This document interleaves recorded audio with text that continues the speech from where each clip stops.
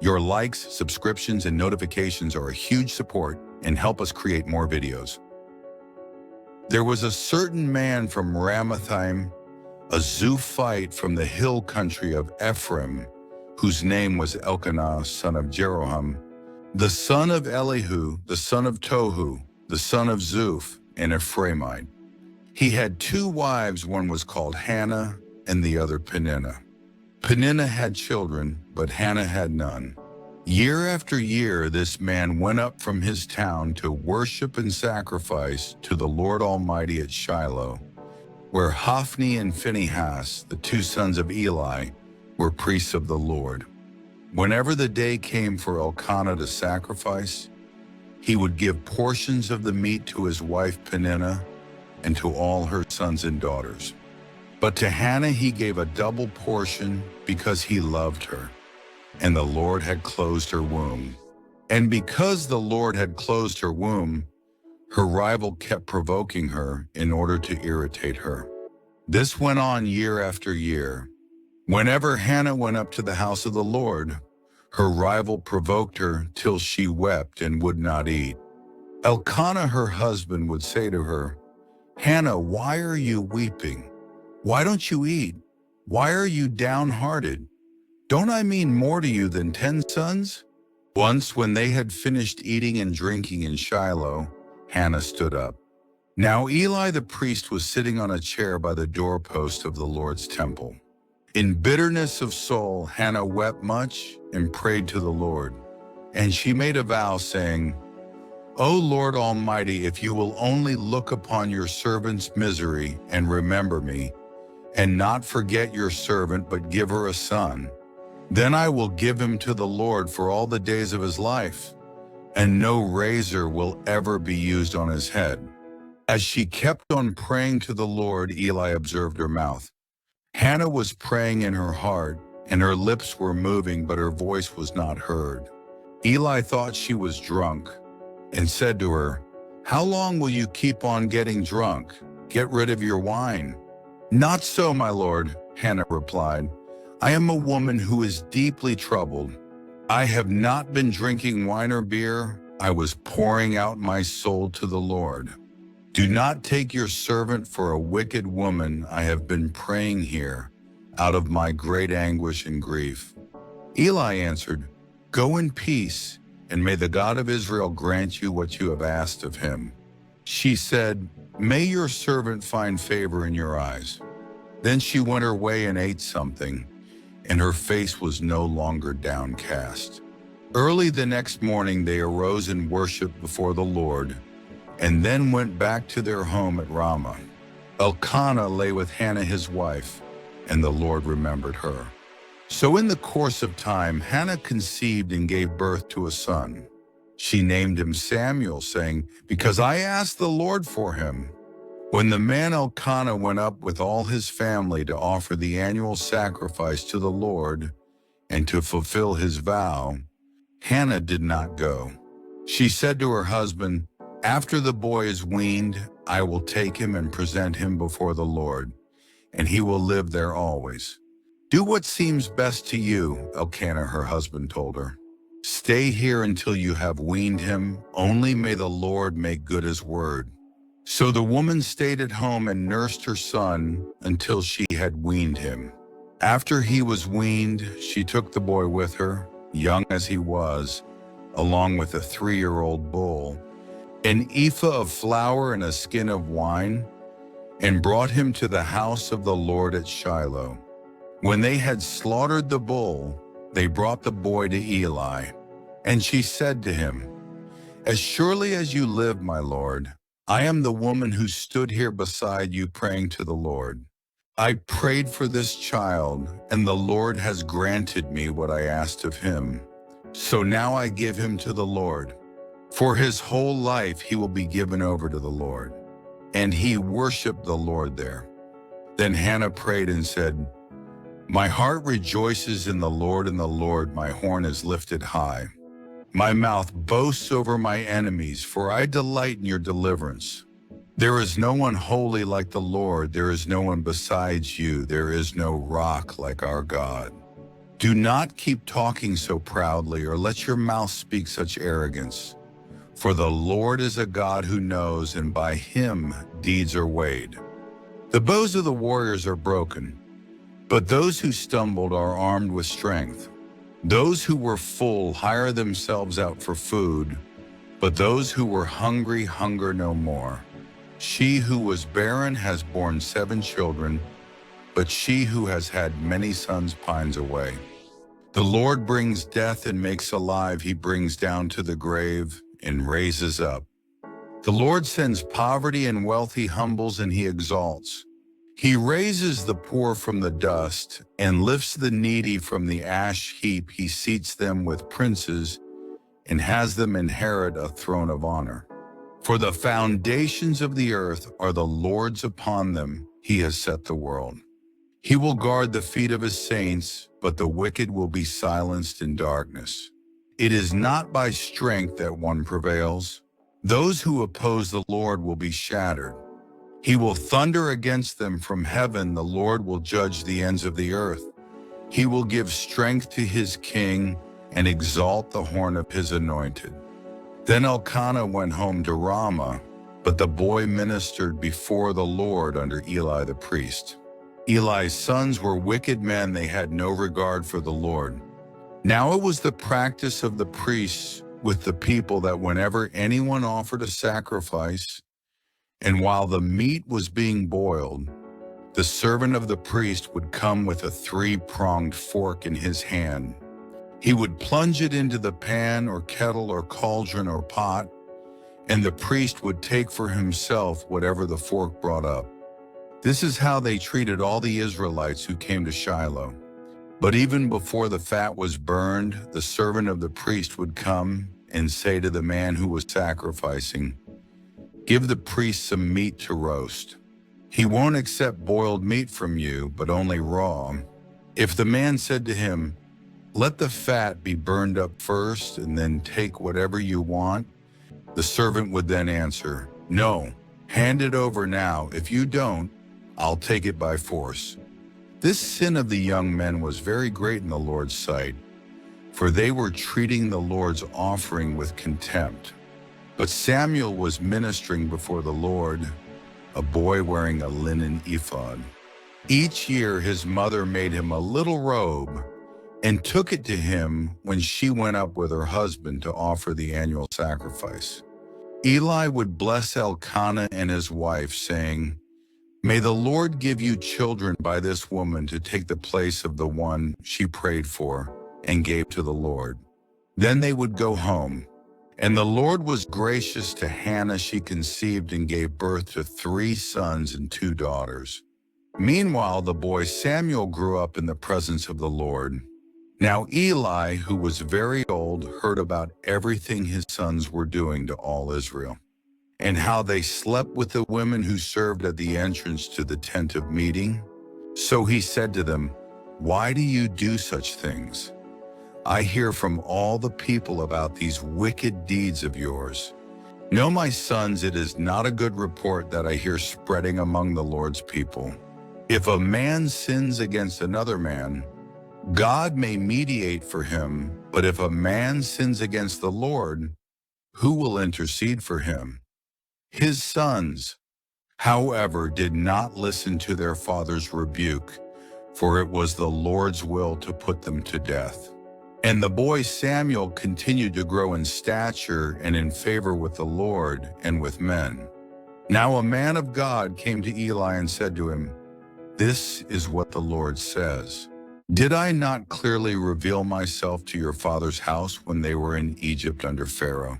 I chose your father out of all the tribes of Israel to be my priest, to go up to my altar, to burn incense, and to wear an ephod in my presence. I also gave your father's house all the offerings made with fire by the Israelites. Why do you scorn my sacrifice and offering that I prescribed for my dwelling? Why do you honor your sons more than me by fattening yourselves on the choice parts of every offering made by my people Israel? Therefore the Lord, the God of Israel, declares, I promised that your house and your father's house would minister before me forever. But now the Lord declares, far be it from me. Those who honor me I will honor, but those who despise me will be disdained. The time is coming when I will cut short your strength and the strength of your father's house, so that there will not be an old man in your family line, and you will see distress in my dwelling. Although good will be done to Israel, in your family line there will never be an old man. Every one of you that I do not cut off from my altar will be spared only to blind your eyes with tears and to grieve your heart, and all your descendants will die in the prime of life.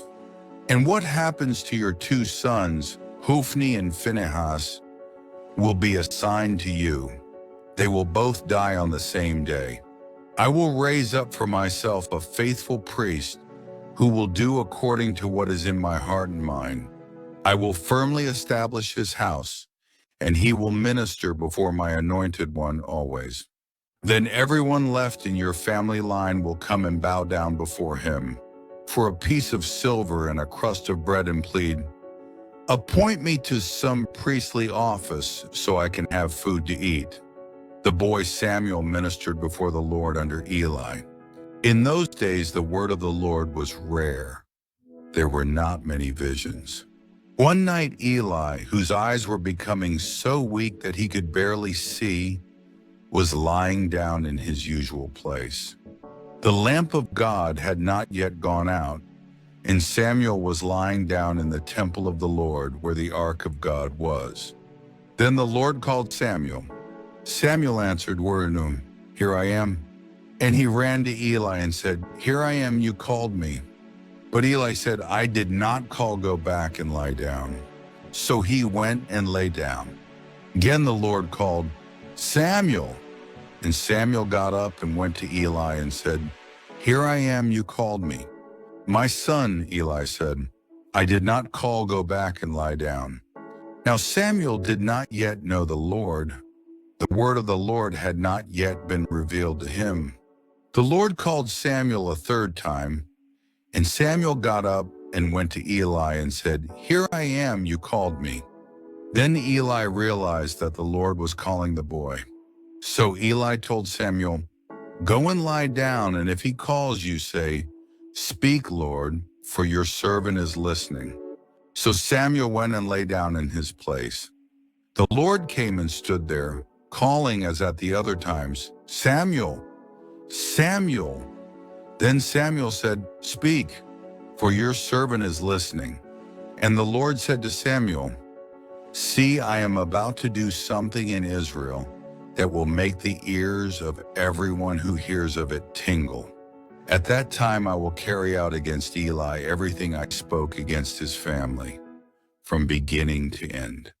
For I told him that I would judge his family forever because of the sin he knew about his sons, made themselves contemptible, and he failed to restrain them. Therefore I swore to the house of Eli, the guilt of Eli's house will never be atoned for by sacrifice or offering.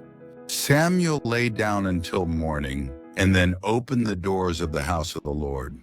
He was afraid to tell Eli the vision, but Eli called him and said, Samuel, my son. Samuel answered, Here I am. What was it he said to you? Eli asked. Do not hide it from me.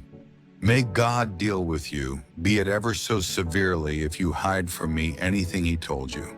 So Samuel told him everything, hiding nothing from him.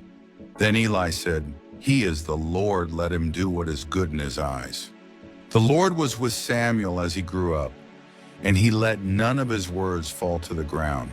And all Israel from Dan to Beersheba recognized that Samuel was attested as a prophet of the Lord. The Lord continued to appear at Shiloh, and there he revealed himself to Samuel through his word. And Samuel's word came to all Israel. Now the Israelites went out to fight against the Philistines. The Israelites camped at Ebenezer, and the Philistines at Aphek. The Philistines deployed their forces to meet Israel, and as the battle spread, Israel was defeated by the Philistines, who killed about 4,000 of them on the battlefield. When the soldiers returned to camp, the elders of Israel asked, "Why did the Lord bring defeat upon us today before the Philistines? Let us bring the ark of the Lord's covenant from Shiloh, so that it may go with us and save us from the hand of our enemies." So the people sent men to Shiloh, and they brought back the ark of the covenant of the Lord Almighty, who is enthroned between the cherubim. And Eli's two sons, Hophni and Phinehas, were there with the ark of the covenant of God. When the ark of the Lord's covenant came into the camp, all Israel raised such a great shout that the ground shook. Hearing the uproar, the Philistines asked, "What's all this shouting in the Hebrew camp?" When they learned that the ark of the Lord had come into the camp, the Philistines were afraid. "A god has come into the camp," they said. "We're in trouble. Nothing like this has happened before. Woe to us! Who will deliver us from the hand of these mighty gods? They are the gods who struck the Egyptians with all kinds of plagues in the desert. Be strong, Philistines, be men, or you will be subject to the Hebrews as they have been to you. Be men and fight." So the Philistines fought, and the Israelites were defeated, and every man fled to his tent. The slaughter was very great. Israel lost 30,000 foot soldiers. The ark of God was captured, and Eli's two sons, Hophni and Phinehas, died. That same day, a Benjamite ran from the battle line and went to Shiloh, his clothes torn and dust on his head. When he arrived, there was Eli sitting on his chair by the side of the road, watching, because his heart feared for the ark of God. When the man entered the town and told what had happened, the whole town sent up a cry. Eli heard the outcry and asked, "What is the meaning of this uproar?" The man hurried over to Eli, who was 98 years old and whose eyes were set so that he could not see. He told Eli, "I have just come from the battle line. I fled from it this very day." Eli asked, "What happened, my son?" The man who brought the news replied, "Israel fled before the Philistines, and the army has suffered heavy losses. Also your two sons, Hophni and Phinehas, are dead, and the ark of God has been captured." When he mentioned the ark of God, Eli fell backward off his chair by the side of the gate. His neck was broken and he died, for he was an old man and heavy. He had led Israel 40 years. His daughter-in-law, the wife of Phinehas, was pregnant and near the time of delivery. When she heard the news that the ark of God had been captured and that her father-in-law and her husband were dead, she went into labor and gave birth, but was overcome by her labor pains. As she was dying, the women attending her said, "Don't despair, you have given birth to a son." But she did not respond or pay any attention. She named the boy Ichabod, saying, "The glory has departed from Israel because of the capture of the ark of God and the deaths of her father-in-law and her husband." She said, "The glory has departed from Israel, for the ark of God has been captured."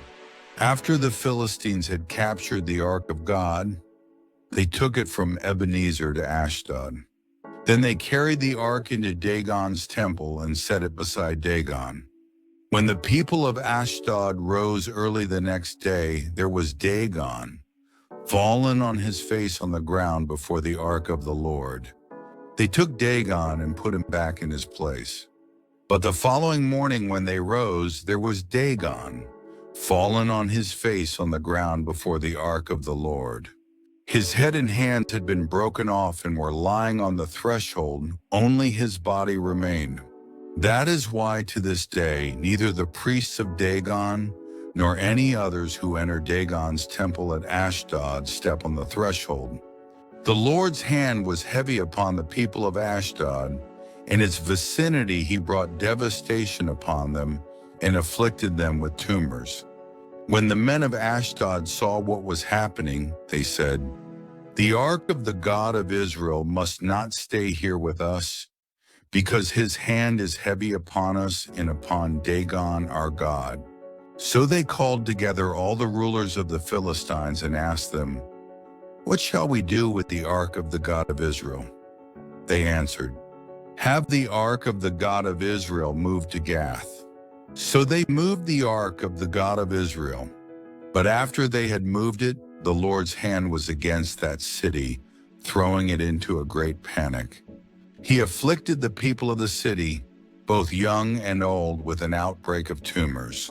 So they sent the ark of God to Ekron.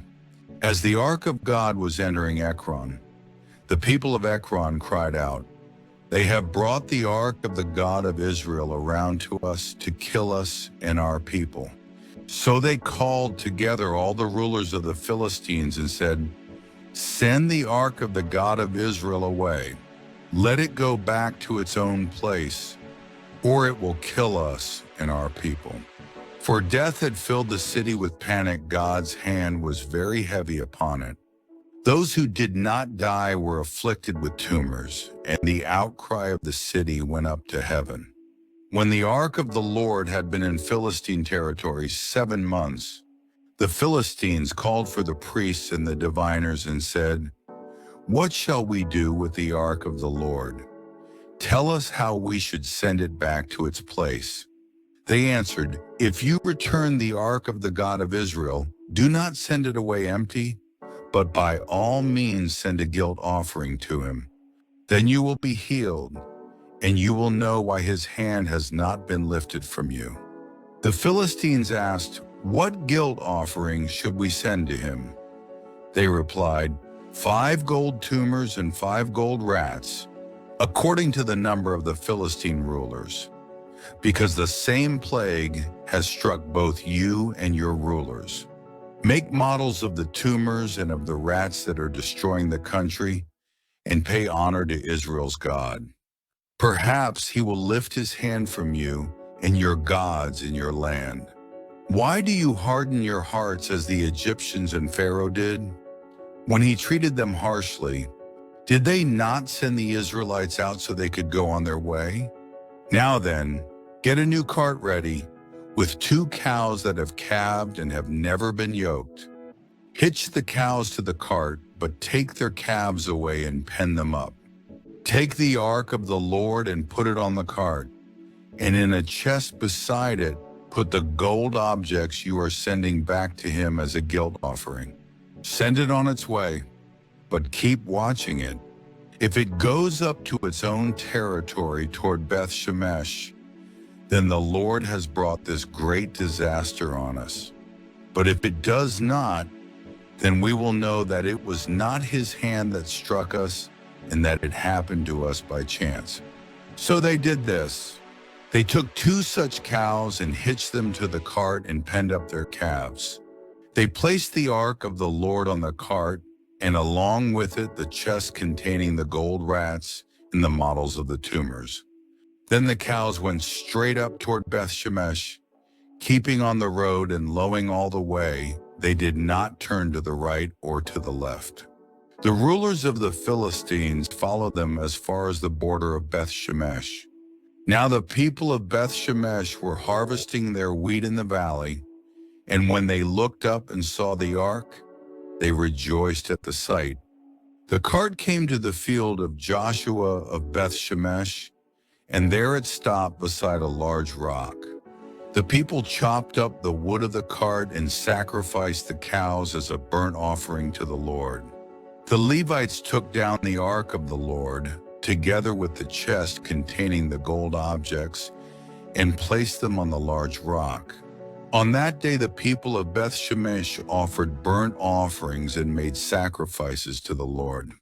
The 5 rulers of the Philistines saw all this, and then returned that same day to Ekron. These are the gold tumors the Philistines sent as a guilt offering to the Lord, 1 each for Ashdod, Gaza, Ashkelon, Gath, and Ekron. And the number of the gold rats was according to the number of Philistine towns belonging to the 5 rulers. the fortified towns with their country villages. The large rock on which they set the ark of the Lord is a witness to this day in the field of Joshua of Beth Shemesh. But God struck down some of the men of Beth Shemesh, putting 70 of them to death because they had looked into the ark of the Lord. The people mourned because of the heavy blow the Lord had dealt them. And the men of Beth Shemesh asked, "Who can stand in the presence of the Lord, this holy God? To whom will the ark go up from here?" Then they sent messengers to the people of Kiriath Jearim, saying, "The Philistines have returned the ark of the Lord. Come down and take it up to your place." So the men of Kiriath Jearim came and took up the ark of the Lord. They took it to Abinadab's house on the hill and consecrated Eleazar his son to guard the ark of the Lord. It was a long time, 20 years in all, that the ark remained at Kiriath Jearim, and all the people of Israel mourned and sought after the Lord. And Samuel said to the whole house of Israel, "If you are returning to the Lord with all your hearts, then rid yourselves of the foreign gods and the Ashtoreths, and commit yourselves to the Lord and serve him only, and he will deliver you out of the hand of the Philistines." So the Israelites put away their Baals and Ashtoreths and served the Lord only. Then Samuel said, "Assemble all Israel at Mizpah, and I will intercede with the Lord for you." When they had assembled at Mizpah, they drew water and poured it out before the Lord. On that day they fasted, and there they confessed, "We have sinned against the Lord." And Samuel was leader of Israel at Mizpah.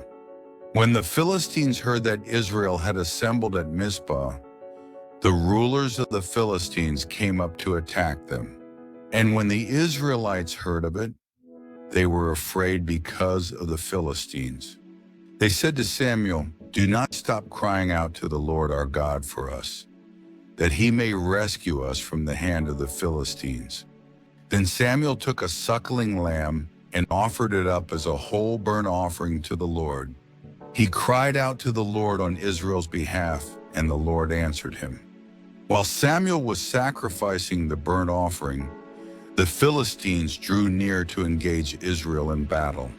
But that day the Lord thundered with loud thunder against the Philistines and threw them into such a panic that they were routed before the Israelites. The men of Israel rushed out of Mizpah and pursued the Philistines, slaughtering them along the way to a point below Beth-kar. Then Samuel took a stone and set it up between Mizpah and Shen. He named it Ebenezer, saying, "Thus far has the Lord helped us." So the Philistines were subdued and did not invade Israelite territory again. Throughout Samuel's lifetime, the hand of the Lord was against the Philistines. The towns from Ekron to Gath that the Philistines had captured from Israel were restored to her, and Israel delivered the neighboring territory from the power of the Philistines. And there was peace between Israel and the Amorites. Samuel continued as judge over Israel all the days of his life. From year to year, he went on a circuit from Bethel to Gilgal to Mizpah, judging Israel in all those places. But he always went back to Ramah, where his home was, and there he also judged Israel. And he built an altar there to the Lord.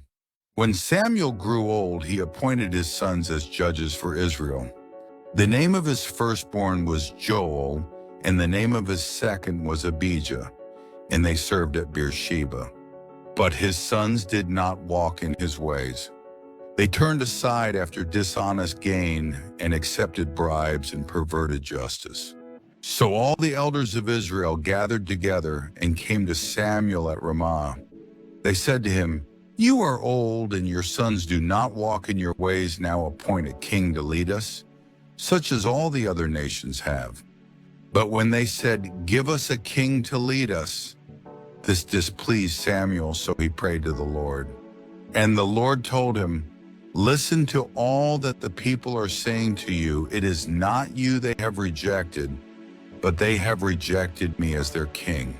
as they have done from the day I brought them up out of Egypt until this day, forsaking me and serving other gods, so they are doing to you. Now listen to them, but warn them solemnly, and let them know what the king who will reign over them will do." Samuel told all the words of the Lord to the people who were asking him for a king. He said, "This is what the king who will reign over you will do. He will take your sons and make them serve with his chariots and horses, and they will run in front of his chariots. Some he will assign to be commanders of thousands and commanders of fifties, and others to plow his ground and reap his harvest, and still others to make weapons of war and equipment for his chariots. He will take your daughters to be perfumers and cooks and bakers. He will take the best of your fields and vineyards and olive groves and give them to his attendants. He will take a tenth of your grain and of your vintage and give it to his officials and attendants. Your men servants and maidservants and the best of your cattle and donkeys he will take for his own use. He will take a tenth of your flocks, and you yourselves will become his slaves. When that day comes, you will cry out for relief from the king you have chosen, and the Lord will not answer you in that day." But the people refused to listen to Samuel. "No," they said, "we want a king over us. Then we will be like all the other nations, with a king to lead us and to go out before us and fight our battles."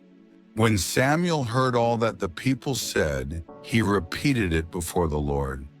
The Lord answered, "Listen to them and give them a king." Then Samuel said to the men of Israel, "Everyone go back to his town." There was a Benjamite, a man of standing, whose name was Kish, son of Abiel, the son of Zerah, the son of Becherath, the son of Aphiah of Benjamin.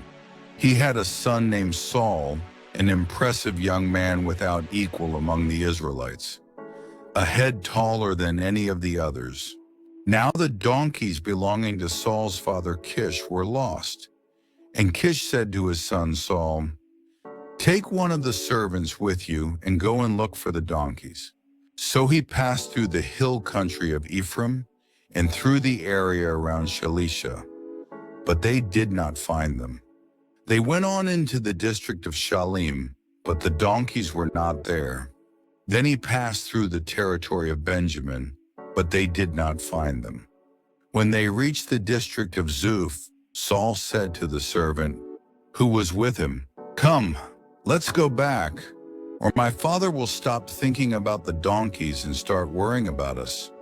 But the servant replied, "Look, in this town there is a man of God. He is highly respected, and everything he says comes true. Let's go there now. Perhaps he will tell us what way to take." Saul said to his servant, "If we go, what can we give the man? The food in our sacks is gone. We have no gift to take to the man of God." "What do we have?" The servant answered him again. "Look," he said, "I have a quarter of a shekel of silver. I will give it to the man of God so that he will tell us what way to take." Formerly in Israel, if a man went to inquire of God, he would say, "Come, let us go to the seer," because the prophet of today used to be called a seer. "Good," Saul said to his servant, "Come, let's go." So they set out for the town where the man of God was.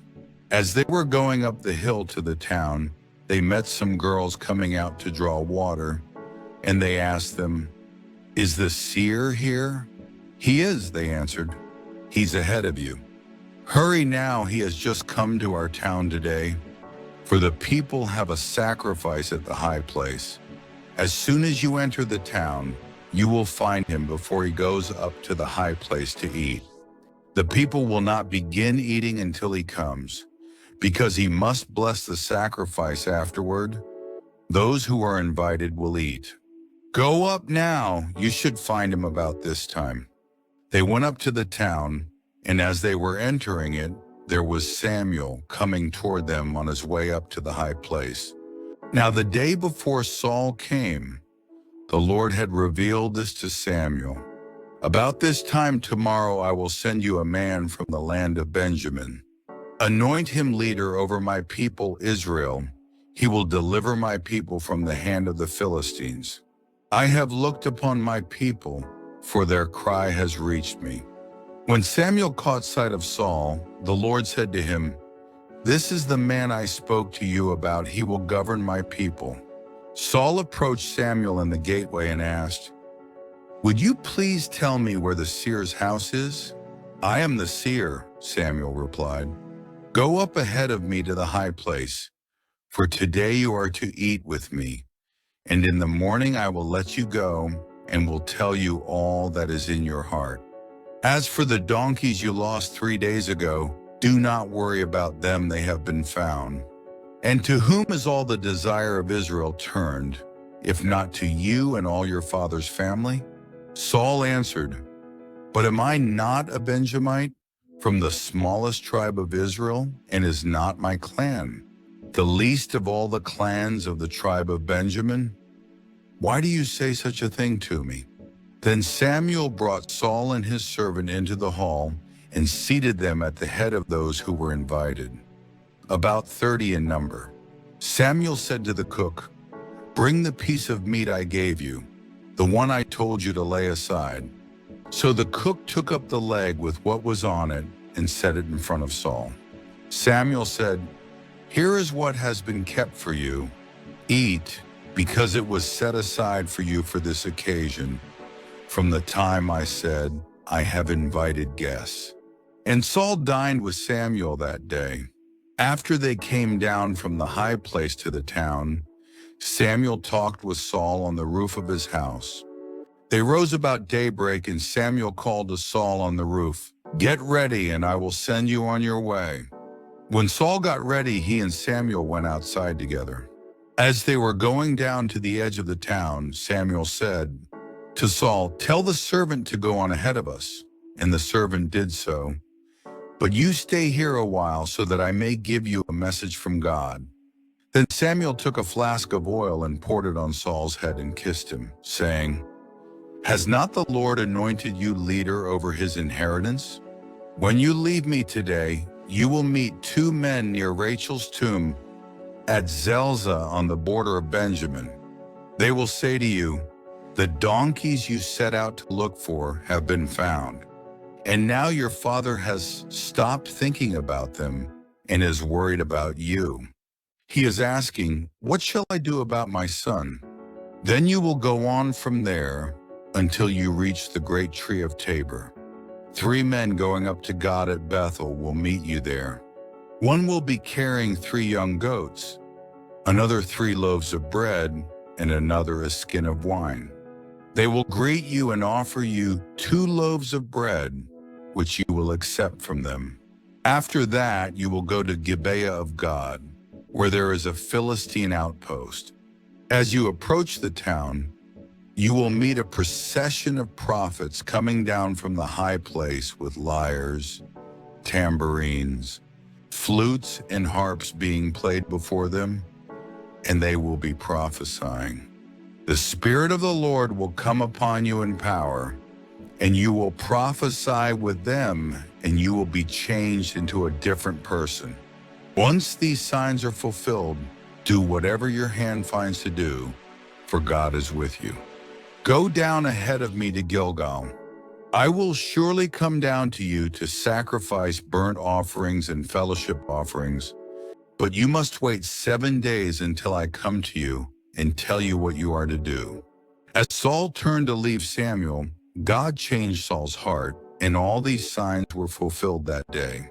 When they arrived at Gibeah, a procession of prophets met him. The Spirit of God came upon him in power, and he joined in their prophesying. When all those who had formerly known him saw him prophesying with the prophets, they asked each other, "What is this that has happened to the son of Kish? Is Saul also among the prophets?" A man who lived there answered, "And who is their father?" So it became a saying, "Is Saul also among the prophets?" After Saul stopped prophesying, he went to the high place. Now Saul's uncle asked him and his servant, "Where have you been?" "Looking for the donkeys," he answered. "Surely," he said. "But when we saw they were not to be found, we went to Samuel." Saul's uncle said, "Tell me what Samuel said to you." Saul replied, "He assured us that the donkeys had been found." But he did not tell his uncle what Samuel had said about the kingship. Samuel summoned the people of Israel to the Lord at Mizpah and said to them, "This is what the Lord, the God of Israel, says: I brought Israel up out of Egypt, and I delivered you from the power of Egypt and all the kingdoms that oppressed you. But you have now rejected your God, who saves you out of all your calamities and distresses. And you have said, 'No, set a king over us.'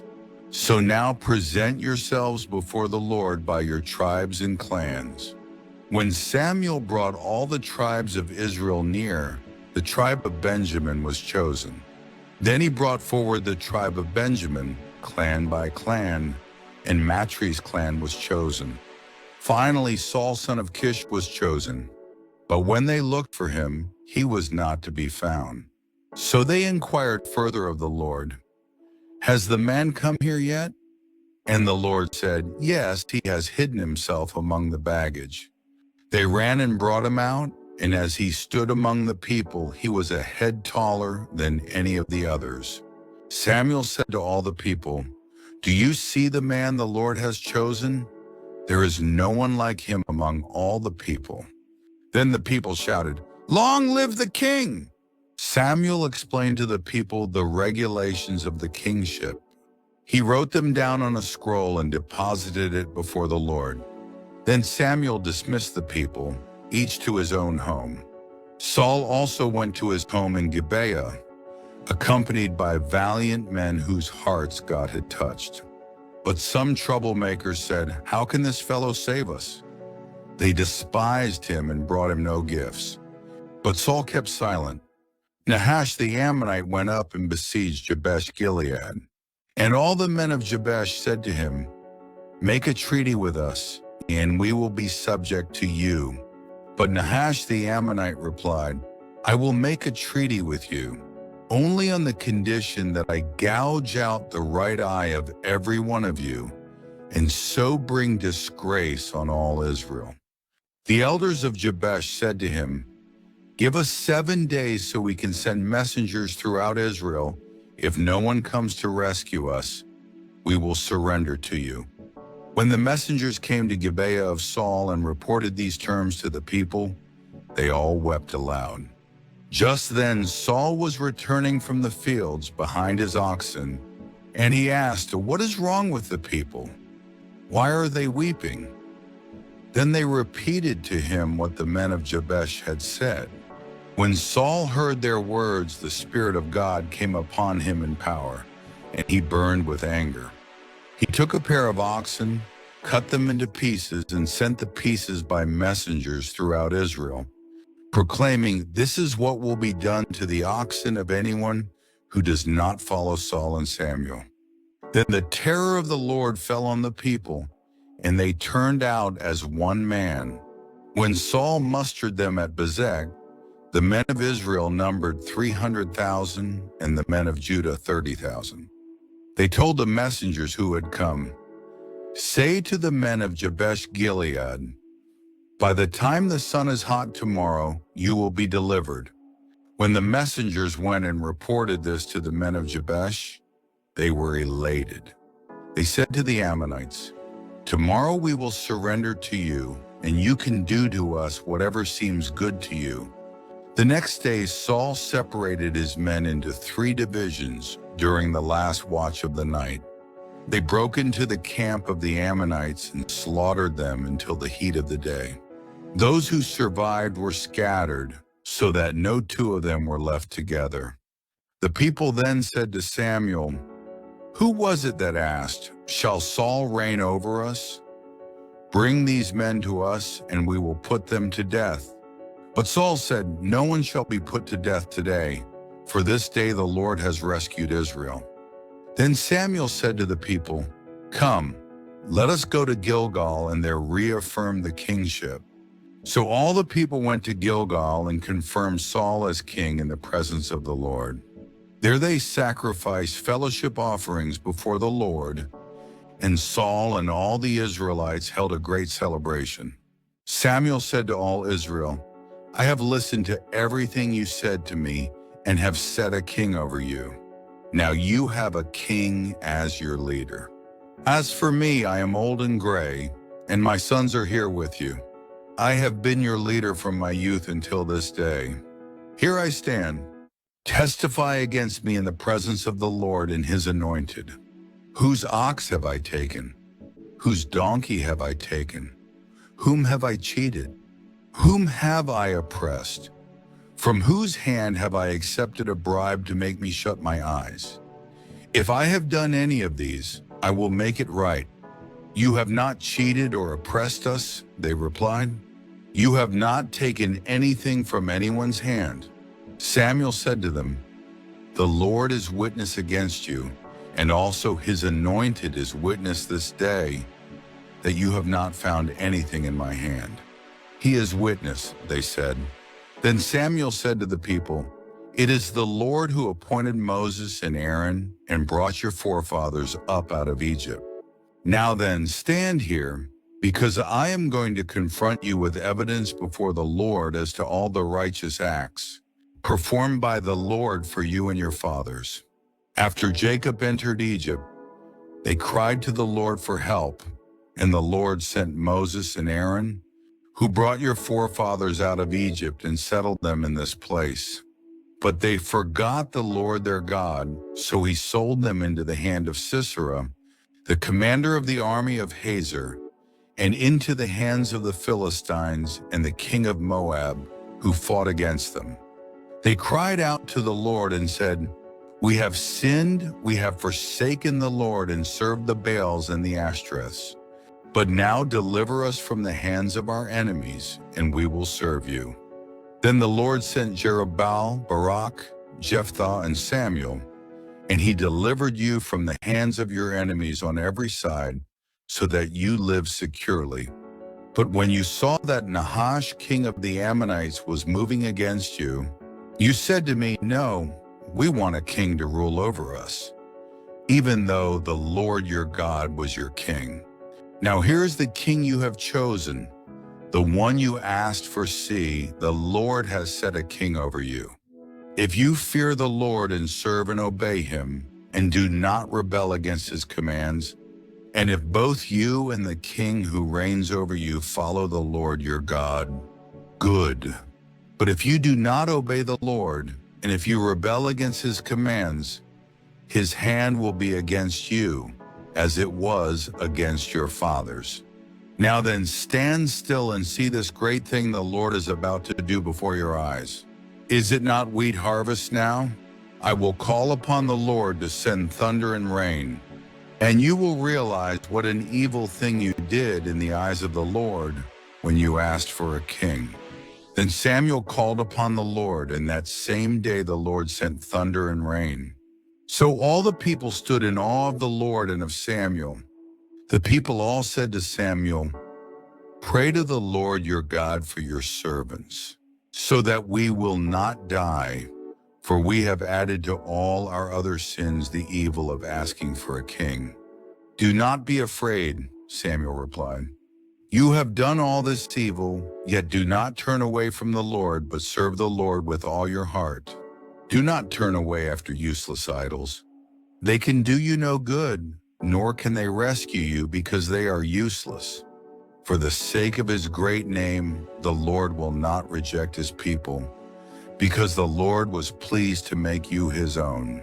As for me, far be it from me that I should sin against the Lord by failing to pray for you, and I will teach you the way that is good and right. But be sure to fear the Lord and serve him faithfully with all your heart. Consider what great things he has done for you. Yet if you persist in doing evil, both you and your king will be swept away." Saul was 30 years old when he became king, and he reigned over Israel 42 years. Saul chose 3,000 men from Israel, 2,000 were with him at Michmash, and in the hill country of Bethel, and 1,000 were with Jonathan at Gibeah in Benjamin. The rest of the men he sent back to their homes. Jonathan attacked the Philistine outpost at Geba, and the Philistines heard about it. Then Saul had the trumpet blown throughout the land and said, "Let the Hebrews hear." So all Israel heard the news. Saul has attacked the Philistine outpost, and now Israel has become a stench to the Philistines. And the people were summoned to join Saul at Gilgal. The Philistines assembled to fight Israel with 3,000 chariots, 6,000 charioteers, and soldiers as numerous as the sand on the seashore. They went up and camped at Michmash, east of Beth-aven.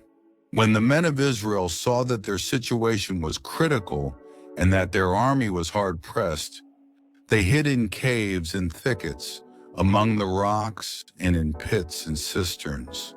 Some Hebrews even crossed the Jordan to the land of Gad and Gilead. Saul remained at Gilgal, and all the troops with him were quaking with fear. He waited 7 days, the time set by Samuel, but Samuel did not come to Gilgal, and Saul's men began to scatter. So he said, "Bring me the burnt offering and the fellowship offerings." And Saul offered up the burnt offering. Just as he finished making the offering, Samuel arrived, and Saul went out to greet him. "What have you done?" asked Samuel. Saul replied, "When I saw that the men were scattering, and that you did not come at the set time, and that the Philistines were assembling at Michmash, I thought, now the Philistines will come down against me at Gilgal, and I have not sought the Lord's favor. So I felt compelled to offer the burnt offering." "You acted foolishly," Samuel said. "You have not kept the command the Lord your God gave you. If you had, he would have established your kingdom over Israel for all time. But now your kingdom will not endure. The Lord has sought out a man after his own heart and appointed him leader of his people, because you have not kept the Lord's command." Then Samuel left Gilgal and went up to Gibeah in Benjamin, and Saul counted the men who were with him. They numbered about 600. Saul and his son Jonathan and the men with them were staying in Gibeah in Benjamin, while the Philistines camped at Michmash. Raiding parties went out from the Philistine camp in 3 detachments. One turned toward Ophrah in the vicinity of Shual, another toward Beth-horon, and the third toward the borderland overlooking the valley of Zeboim, facing the desert. Not a blacksmith could be found in the whole land of Israel, because the Philistines had said, "Otherwise the Hebrews will make swords or spears." So all Israel went down to the Philistines to have their plowshares, mattocks, axes, and sickles sharpened. The price was 2/3 of a shekel for sharpening plowshares and mattocks, and 1/3 of a shekel for sharpening forks and axes, and for repointing goads. So on the day of the battle, not a soldier was Saul, and Jonathan had a sword or spear in his hand. Only Saul and his son Jonathan had them. Now a detachment of Philistines had gone out to the pass at Michmash. One day Jonathan, son of Saul, said to the young man bearing his armor, "Come, let's go over to the Philistine outpost on the other side." But he did not tell his father. Saul was staying on the outskirts of Gibeah under a pomegranate tree in Migron. With him were about 600 men, among whom was Ahijah, who was wearing an ephod.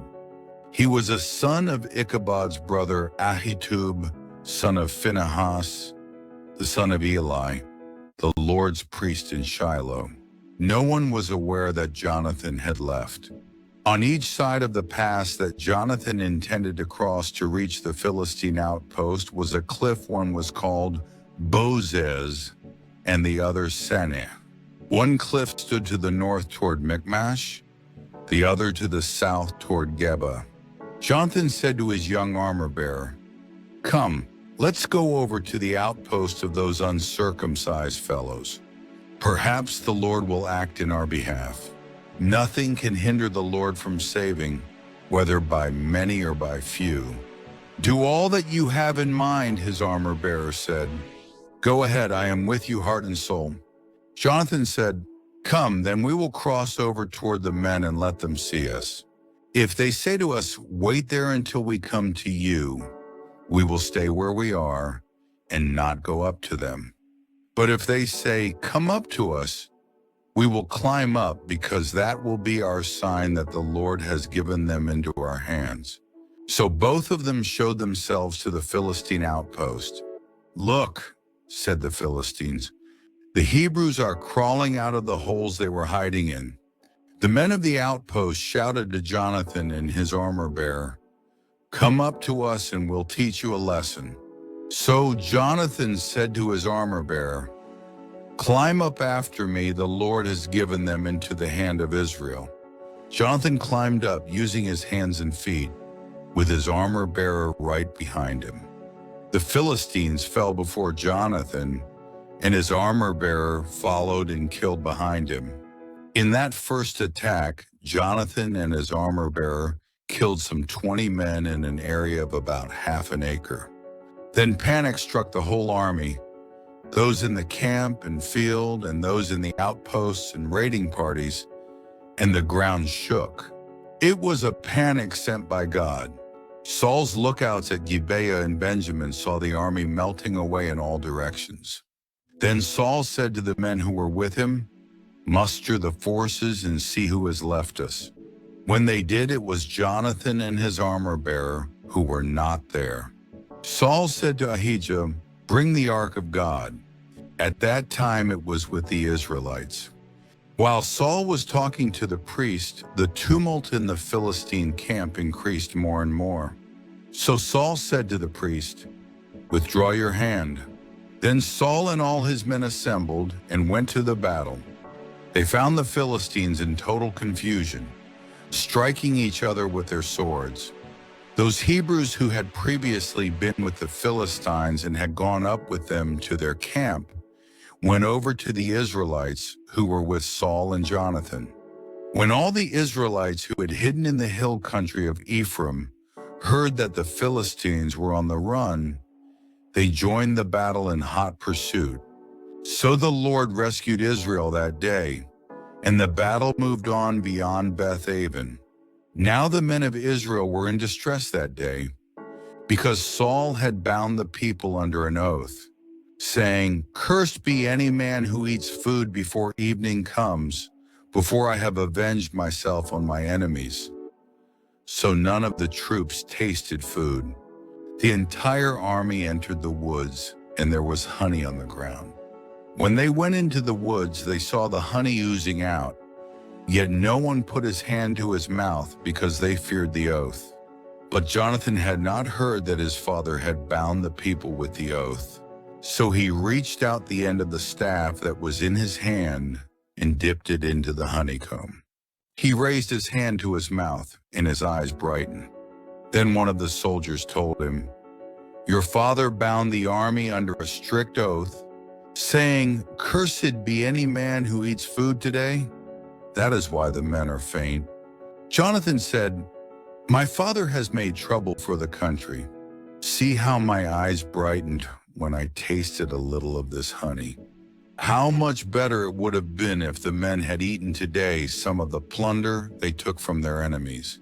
Would not the slaughter of the Philistines have been even greater? That day, after the Israelites had struck down the Philistines from Michmash to Aijalon, they were exhausted. They pounced on the plunder, and taking sheep, cattle, and calves, they butchered them on the ground and ate them, together with the blood. Then someone said to Saul, look, the men are sinning against the Lord by eating meat that has blood in it. You have broken faith, he said. Roll a large stone over here at once. Then he said, go out among the men and tell them, each of you bring me your cattle and sheep and slaughter them here and eat them. Do not sin against the Lord by eating meat with blood still in it. So everyone brought his ox that night and slaughtered it there. Then Saul built an altar to the Lord. It was the first time he had done this. Saul said, "Let us go down after the Philistines by night and plunder them till dawn, and let us not leave one of them alive." "Do whatever seems best to you," they replied. But the priest said, "Let us inquire of God here." So Saul asked God, "Shall I go down after the Philistines? Will you give them into Israel's hand?" But God did not answer him that day. Saul therefore said, "Come here, all you who are leaders of the army, and let us find out what sin has been committed today. As surely as the Lord who rescues Israel lives, even if it lies with my son Jonathan, he must die." But not one of the men said a word. Saul then said to all the Israelites, "You stand over there, I and Jonathan my son will stand over here. Do what seems best to you," the men replied. Then Saul prayed to the Lord, the God of Israel, "Give me the right answer." And Jonathan and Saul were taken by lot, and the men were cleared. Saul said, "Cast the lot between me and Jonathan my son." And Jonathan was taken. Then Saul said to Jonathan, "Tell me what you have done." So Jonathan told him, "I merely tasted a little honey with the end of my staff. And now must I die?" Saul said, "May God deal with me, be it ever so severely, if you do not die, Jonathan." But the men said to Saul, "Should Jonathan die, he who has brought about this great deliverance in Israel? Never. As surely as the Lord lives, not a hair of his head will fall to the ground. For he did this today with God's help." So the men rescued Jonathan, and he was not put to death. Then Saul stopped pursuing the Philistines, and they withdrew to their own land. After Saul had assumed rule over Israel, he fought against their enemies on every side: Moab, the Ammonites, Edom, the kings of Zobah, and the Philistines. Wherever he turned, he inflicted punishment on them. He fought valiantly and defeated the Amalekites, delivering Israel from the hands of those who had plundered them. Saul's sons were Jonathan, Ishvi, and Malchishua. The name of his older daughter was Merab, and that of the younger was Michal. His wife's name was Ahinoam, daughter of Ahimaaz. The name of the commander of Saul's army was Abner, son of Ner, and Ner was Saul's uncle. Saul's father Kish and Abner's father Ner were sons of Abiel. All the days of Saul there was bitter war with the Philistines, and whenever Saul saw a mighty or brave man, he took him into his service. Samuel said to Saul, "I am the one the Lord sent to anoint you king over his people Israel. So listen now to the message from the Lord. This is what the Lord Almighty says: I will punish the Amalekites for what they did to Israel when they waylaid them as they came up from Egypt. Now go, attack the Amalekites and totally destroy everything that belongs to them. Do not spare them, put to death men and women, children and infants, cattle and sheep, camels and donkeys." So Saul summoned the men and mustered them at Telaim, 200,000 foot soldiers and 10,000 men from Judah. Saul went to the city of Amalek and set an ambush in the ravine. Then he said to the Kenites, "Go away, leave the Amalekites so that I do not destroy you along with them, for you showed kindness to all the Israelites when they came up out of Egypt." So the Kenites moved away from the Amalekites. Then Saul attacked the Amalekites all the way from Havilah to Shur to the east of Egypt. He took Agag, king of the Amalekites, alive, and all his people he totally destroyed with the sword. But Saul and the army spared Agag and the best of the sheep and cattle, the fat calves and lambs, everything that was good. These they were unwilling to destroy completely, but everything that was despised and weak they totally destroyed. Then the word of the Lord came to Samuel, "I am grieved that I have made Saul king, because he has turned away from me and has not carried out my instructions." Samuel was troubled, and he cried out to the Lord all that night. Early in the morning, Samuel got up and went to meet Saul. But he was told, "Saul has gone to Carmel. There he has set up a monument in his own honor and has turned and gone on down to Gilgal." When Samuel reached him, Saul said, "The Lord bless you. I have carried out the Lord's instructions." But Samuel said, "What then is this bleating of sheep in my ears?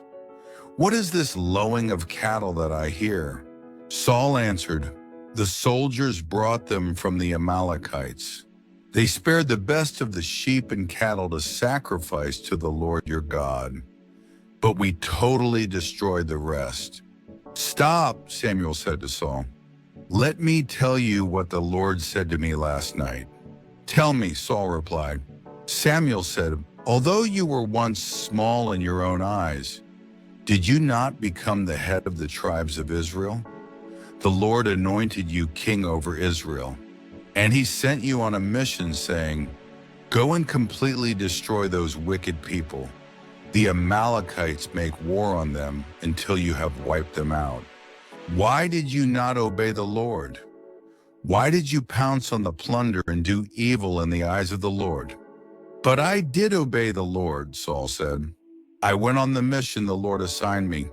I completely destroyed the Amalekites and brought back Agag, their king. The soldiers took sheep and cattle from the plunder, the best of what was devoted to God, in order to sacrifice them to the Lord your God at Gilgal." But Samuel replied, "Does the Lord delight in burnt offerings and sacrifices as much as in obeying the voice of the Lord? To obey is better than sacrifice, and to heed is better than the fat of rams. For rebellion is like the sin of divination, and arrogance like the evil of idolatry. Because you have rejected the word of the Lord, he has rejected you as king." Then Saul said to Samuel, "I have sinned. I violated the Lord's command and your instructions. I was afraid of the people, and so I gave in to them. Now I beg you, forgive my sin and come back with me, so that I may worship the Lord." But Samuel said to him, "I will not go back with you. You have rejected the word of the Lord, and the Lord has rejected you as king over Israel." As Samuel turned to leave, Saul caught hold of the hem of his robe, and it tore. Samuel said to him, "The Lord has torn the kingdom of Israel from you today and has given it to one of your neighbors, to one better than you. He who is the glory of Israel does not lie or change his mind, for he is not a man, that he should change his mind." Saul replied, "I have sinned, but please honor me before the elders of my people and before Israel come back with me, so that I may worship the Lord your God." So Samuel went back with Saul, and Saul worshiped the Lord. Then Samuel said, "Bring me Agag, king of the Amalekites." Agag came to him confidently, thinking, "Surely the bitterness of death is past." But Samuel said, "As your sword has made women childless, so will your mother be childless among women." And Samuel put Agag to death before the Lord at Gilgal. Then Samuel left for Ramah, but Saul went up to his home in Gibeah of Saul. Until the day Samuel died, he did not go to see Saul again, though Samuel mourned for him. And the Lord was grieved that he had made Saul king over Israel. The Lord said to Samuel, "How long will you mourn for Saul, since I have rejected him as king over Israel? Fill your horn with oil and be on your way. I am sending you to Jesse of Bethlehem. I have chosen one of his sons to be king." But Samuel said, "How can I go? Saul will hear about it and kill me." The Lord said, "Take a heifer with you and say, 'I have come to sacrifice to the Lord.' Invite Jesse to the sacrifice, and I will show you what to do. You are to anoint for me the one I indicate." Samuel did what the Lord said. When he arrived at Bethlehem, the elders of the town trembled when they met him. They asked, "Do you come in peace?" Samuel replied, "Yes, in peace I have come to sacrifice to the Lord. Consecrate yourselves and come to the sacrifice with me." Then he consecrated Jesse and his sons and invited them to the sacrifice. When they arrived, Samuel saw Eliab and thought, "Surely the Lord's anointed stands here before the Lord." But the Lord said to Samuel, "Do not consider his appearance or his height, for I have rejected him." The Lord does not look at the things man looks at. Man looks at the outward appearance, but the Lord looks at the heart. Then Jesse called Abinadab and had him pass in front of Samuel. But Samuel said, "The Lord has not chosen this one either."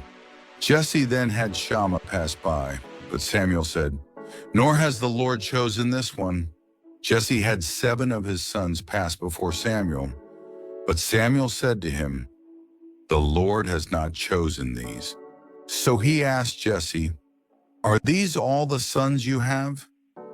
"There is still the youngest," Jesse answered, "but he is tending the sheep." Samuel said, "Send for him, we will not sit down until he arrives." So he sent and had him brought in.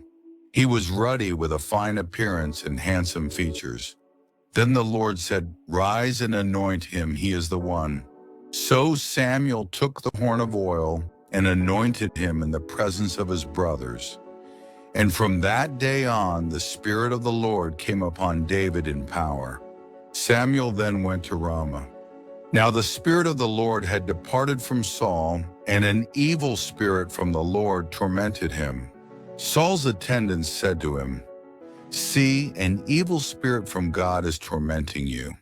Let our Lord command his servants here to search for someone who can play the harp. He will play when the evil spirit from God comes upon you, and you will feel better." So Saul said to his attendants, "Find someone who plays well and bring him to me."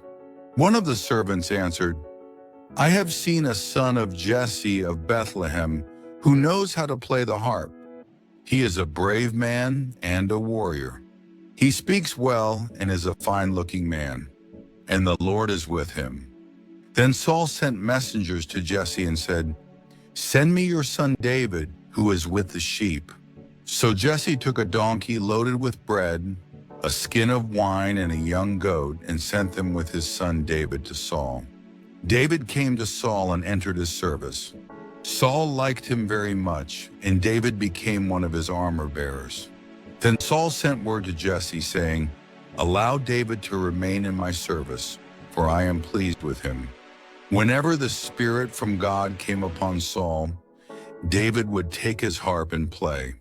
Then relief would come to Saul, he would feel better, and the evil spirit would leave him. Now the Philistines gathered their forces for war and assembled at Soko in Judah. They pitched camp at Ephes-dammim between Soko and Azekah. Saul and the Israelites assembled and camped in the valley of Elah and drew up their battle line to meet the Philistines. The Philistines occupied one hill and the Israelites another, with the valley between them. A champion named Goliath, who was from Gath, came out of the Philistine camp. He was over 9 feet tall. He had a bronze helmet on his head and wore a coat of scale armor of bronze weighing 5,000 shekels. On his legs he wore bronze greaves, and a bronze javelin was slung on his back. His spear shaft was like a weaver's rod, and its iron point weighed 600 shekels. His shield-bearer went ahead of him. Goliath stood and shouted to the ranks of Israel, "Why do you come out and line up for battle? Am I not a Philistine? And are you not the servants of Saul? Choose a man and have him come down to me. If he is able to fight and kill me, we will become your subjects, but if I overcome him and kill him, you will become our subjects and serve us." Then the Philistine said, "This day I defy the ranks of Israel. Give me a man and let us fight each other." On hearing the Philistines' words, Saul and all the Israelites were dismayed and terrified. Now David was the son of an Ephrathite named Jesse, who was from Bethlehem in Judah. Jesse had 8 sons, and in Saul's time he was old and well advanced in years. Jesse's 3 oldest sons had followed Saul to the war. The firstborn was Eliab, the second, Abinadab, and the third, Shammah. David was the youngest. The 3 oldest followed Saul, but David went back and forth from Saul to tend his father's sheep at Bethlehem. For 40 days the Philistine came forward every morning and evening and took his stand. Now Jesse said to his son David, "Take this ephah of roasted grain and these 10 loaves of bread for your brothers and hurry to their camp. Take along these 10 cheeses to the commander of their unit. See how your brothers are, and bring back some assurance from them. They are with Saul and all the men of Israel in the valley of Elah, fighting against the Philistines." Early in the morning, David left the flock with a shepherd, loaded up and set out, as Jesse had directed. He reached the camp as the army was going out to its battle positions, shouting the war cry. Israel and the Philistines were drawing up their lines facing each other. David left his things with the keeper of supplies, ran to the battle lines and greeted his brothers. As he was talking with them, Goliath, the Philistine champion from Gath, stepped out from his lines and shouted his usual defiance, and David heard it. When the Israelites saw the man, they all ran from him in great fear. Now the Israelites had been saying, "Do you see how this man keeps coming out? He comes out to defy Israel. The king will give great wealth to the man who kills him. He will also give him his daughter in marriage and will exempt his father's family from taxes in Israel." David asked the men standing near him, "What will be done for the man who kills this Philistine and removes this disgrace from Israel? Who is this uncircumcised Philistine that he should defy the armies of the living God?" They repeated to him what they had been saying and told him, "This is what will be done for the man who kills him." When Eliab, David's oldest brother, heard him speaking with the men, he burned with anger at him and asked, "Why have you come down here? And with whom did you leave those few sheep in the desert? I know how conceited you are and how wicked your heart is. You came down only to watch the battle." "Now what have I done?" said David. "Can't I even speak?" He then turned away to someone else and brought up the same matter, and the men answered him as before. What David said was overheard and reported to Saul, and Saul sent for him. David said to Saul, "Let no one lose heart on account of this Philistine. Your servant will go and fight him." Saul replied, "You are not able to go out against this Philistine and fight him. You are only a boy, and he has been a fighting man from his youth." But David said to Saul, "Your servant has been keeping his father's sheep. When a lion or a bear came and carried off a sheep from the flock, I went after it, struck it, and rescued the sheep from its mouth. When it turned on me, I seized it by its hair, struck it, and killed it. Your servant has killed both the lion and the bear. This uncircumcised Philistine will be like one of them, because he has defied the armies of the living God. The Lord who delivered me from the paw of the lion and the paw of the bear will deliver me from the hand of this Philistine." Saul said to David, "Go, and the Lord be with you." Then Saul dressed David in his own tunic. He put a coat of armor on him and a bronze helmet on his head. David fastened on his sword over the tunic and tried walking around, because he was not used to them. "I cannot go in these," he said to Saul, "because I am not used to them." So he took them off. Then he took his staff in his hand, chose 5 smooth stones from the stream, put them in the pouch of his shepherd's bag, and with his sling in his hand, approached the Philistine.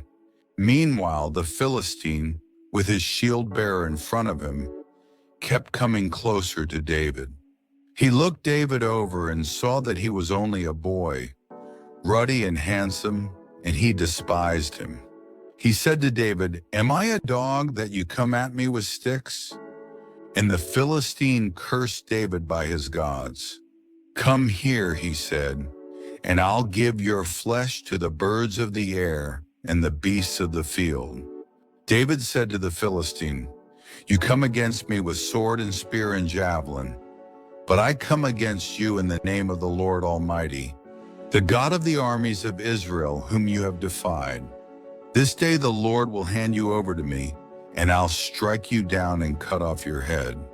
Today I will give the carcasses of the Philistine army to the birds of the air and the beasts of the earth, and the whole world will know that there is a God in Israel.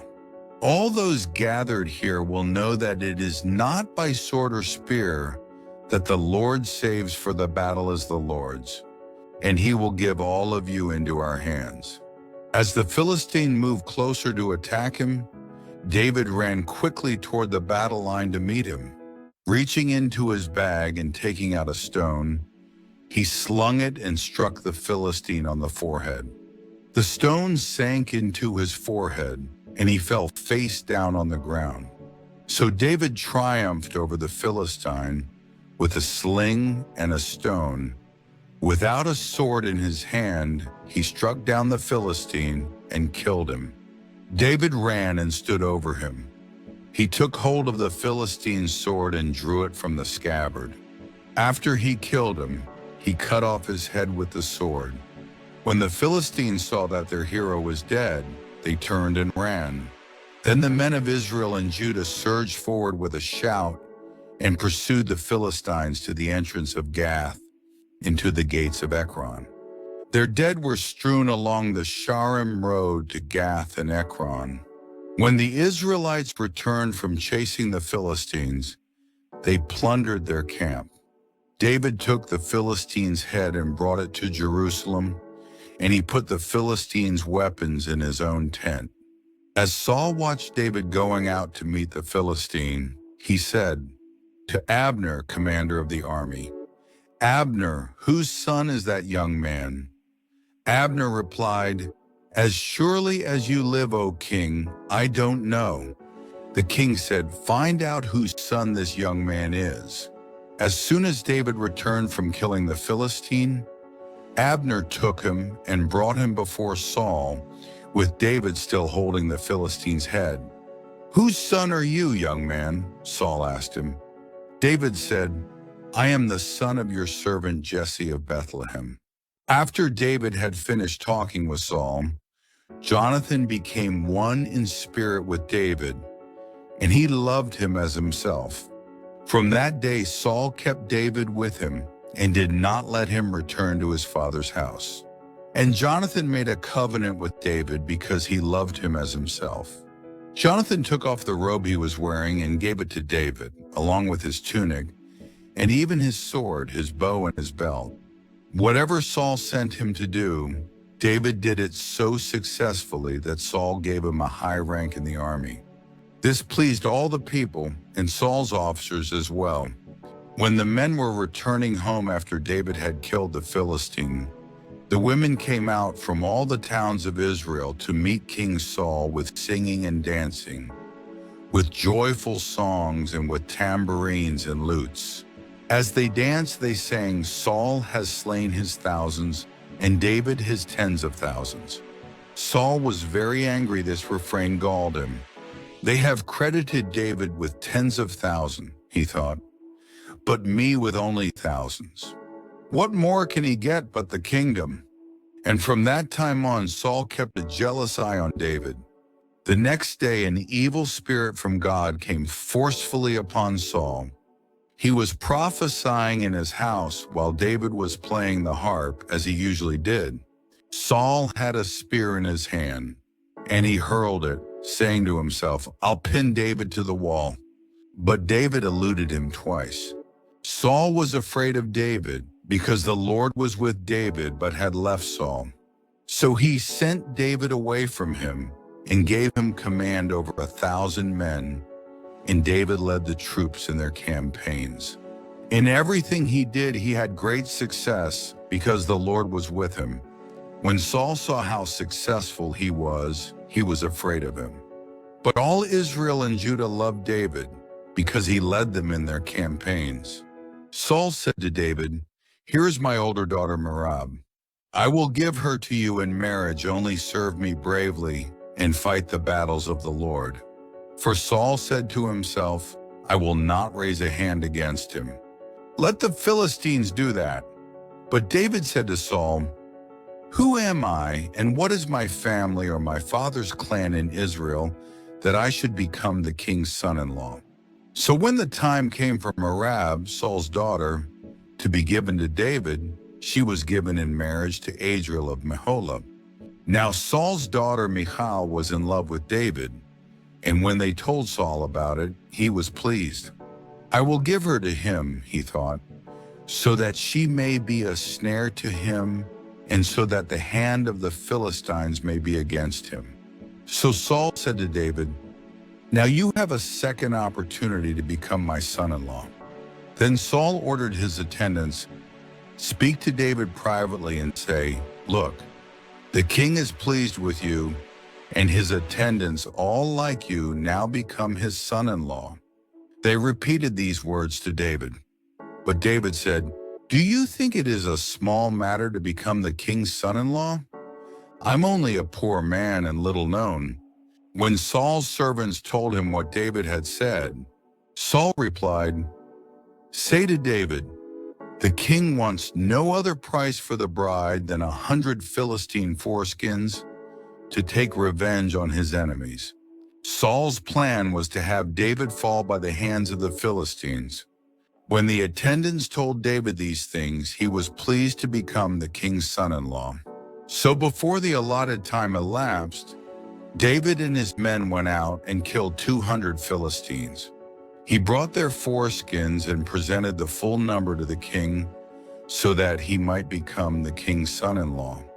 Then Saul gave him his daughter Michal in marriage. When Saul realized that the Lord was with David and that his daughter Michal loved David, Saul became still more afraid of him, and he remained his enemy the rest of his days.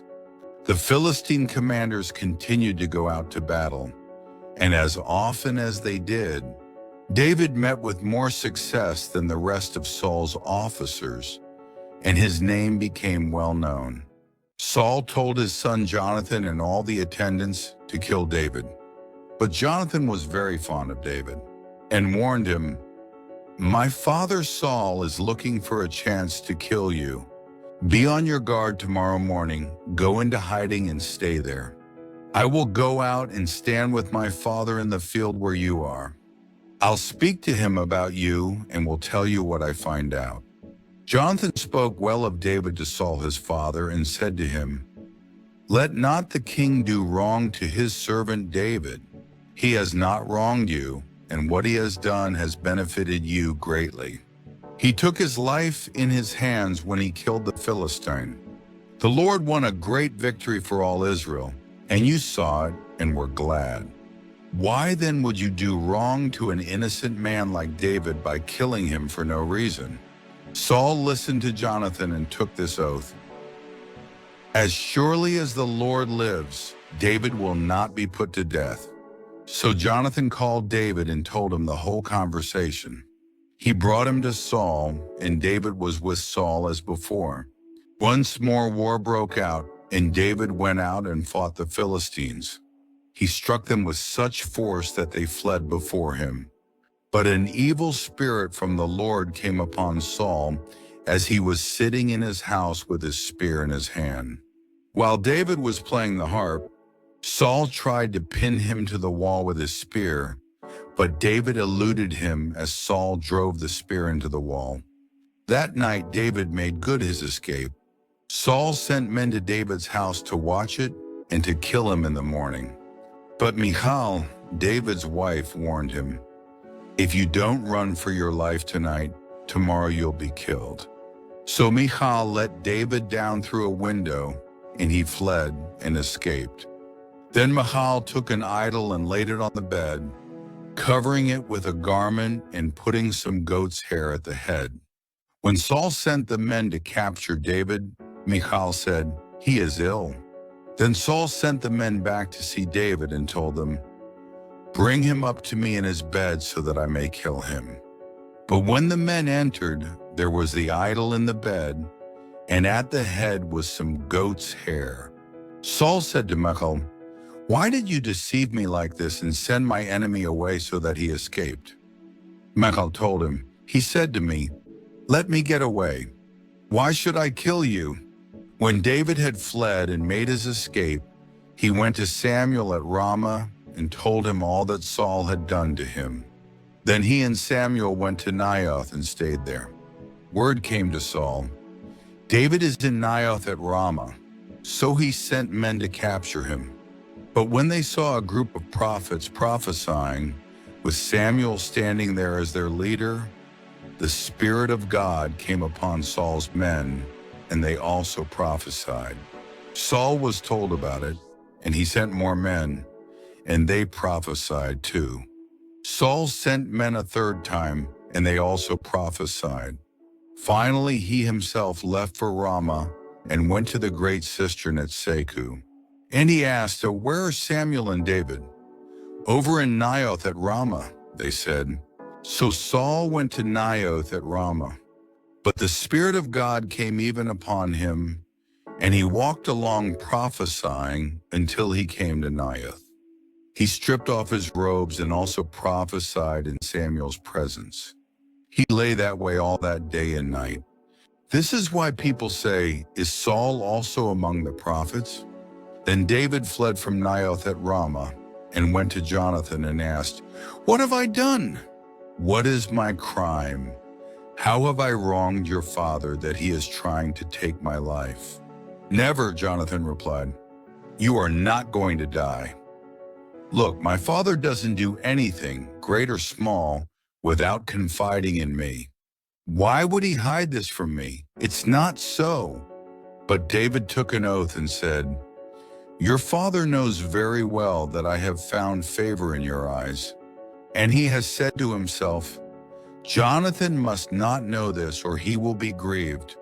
Yet as surely as the Lord lives and as you live, there is only a step between me and death." Jonathan said to David, "Whatever you want me to do, I'll do for you." So David said, "Look, tomorrow is the new moon festival, and I am supposed to dine with the king. But let me go and hide in the field until the evening of the day after tomorrow. If your father misses me at all, tell him, 'David earnestly asked my permission to hurry to Bethlehem, his hometown, because an annual sacrifice is being made there for his whole clan.'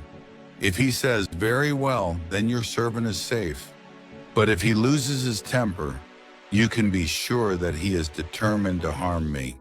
As for you, show kindness to your servant, for you have brought him into a covenant with you before the Lord. If I am guilty, then kill me yourself. Why hand me over to your father?" "Never," Jonathan said. "If I had the least inkling that my father was determined to harm you, wouldn't I tell you?" David asked, "Who will tell me if your father answers you harshly?" "Come, us," Jonathan said. "Let's go out into the field." So they went there together.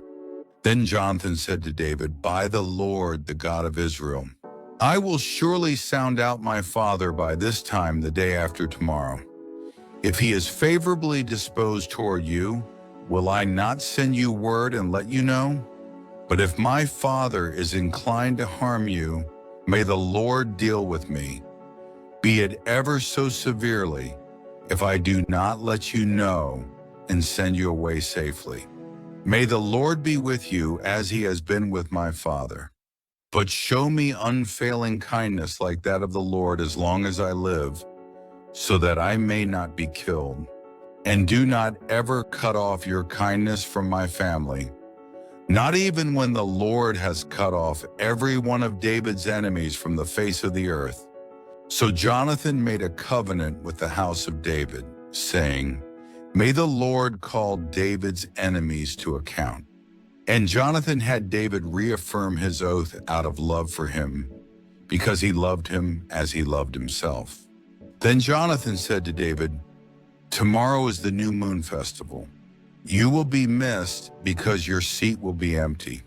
The day after tomorrow, toward evening, go to the place where you hid when this trouble began, and wait by the stone Azel. I will shoot 3 arrows to the side of it, as though I were shooting at a target. Then I will send a boy and say, 'Go, find the arrows.' If I say to him, 'Look, the arrows are on this side of you, bring them here,' then come, because, as surely as the Lord lives, you are safe, there is no danger. But if I say to the boy, 'Look, the arrows are beyond you,' then you must go, because the Lord has sent you away. And about the matter you and I discussed, remember, the Lord is witness between you and me forever." So David hid in the field, and when the new moon festival came, the king sat down to eat. He sat in his customary place by the wall, opposite Jonathan, and Abner sat next to Saul, but David's place was empty. Saul said nothing that day, for he thought, "Something must have happened to David to make him ceremonially unclean. Surely he is unclean." But the next day, the second day of the month, David's place was empty again. Then Saul said to his son Jonathan, "Why hasn't the son of Jesse come to the meal, either yesterday or today?" Jonathan answered, "David earnestly asked me for permission to go to Bethlehem. He said, 'Let me go, because our family is observing a sacrifice in the town, and my brother has ordered me to be there. If I have found favor in your eyes, let me get away to see my brothers.' That is why he has not come to the king's table." Saul's anger flared up at Jonathan, and he said to him, "You son of a perverse and rebellious woman, don't. I know that you have sided with the son of Jesse to your own shame and to the shame of the mother who bore you. As long as the son of Jesse lives on this earth, neither you nor your kingdom will be established. Now send and bring him to me, for he must die. Why should he be put to death? What has he done?" Jonathan asked his father. But Saul hurled his spear at him to kill him.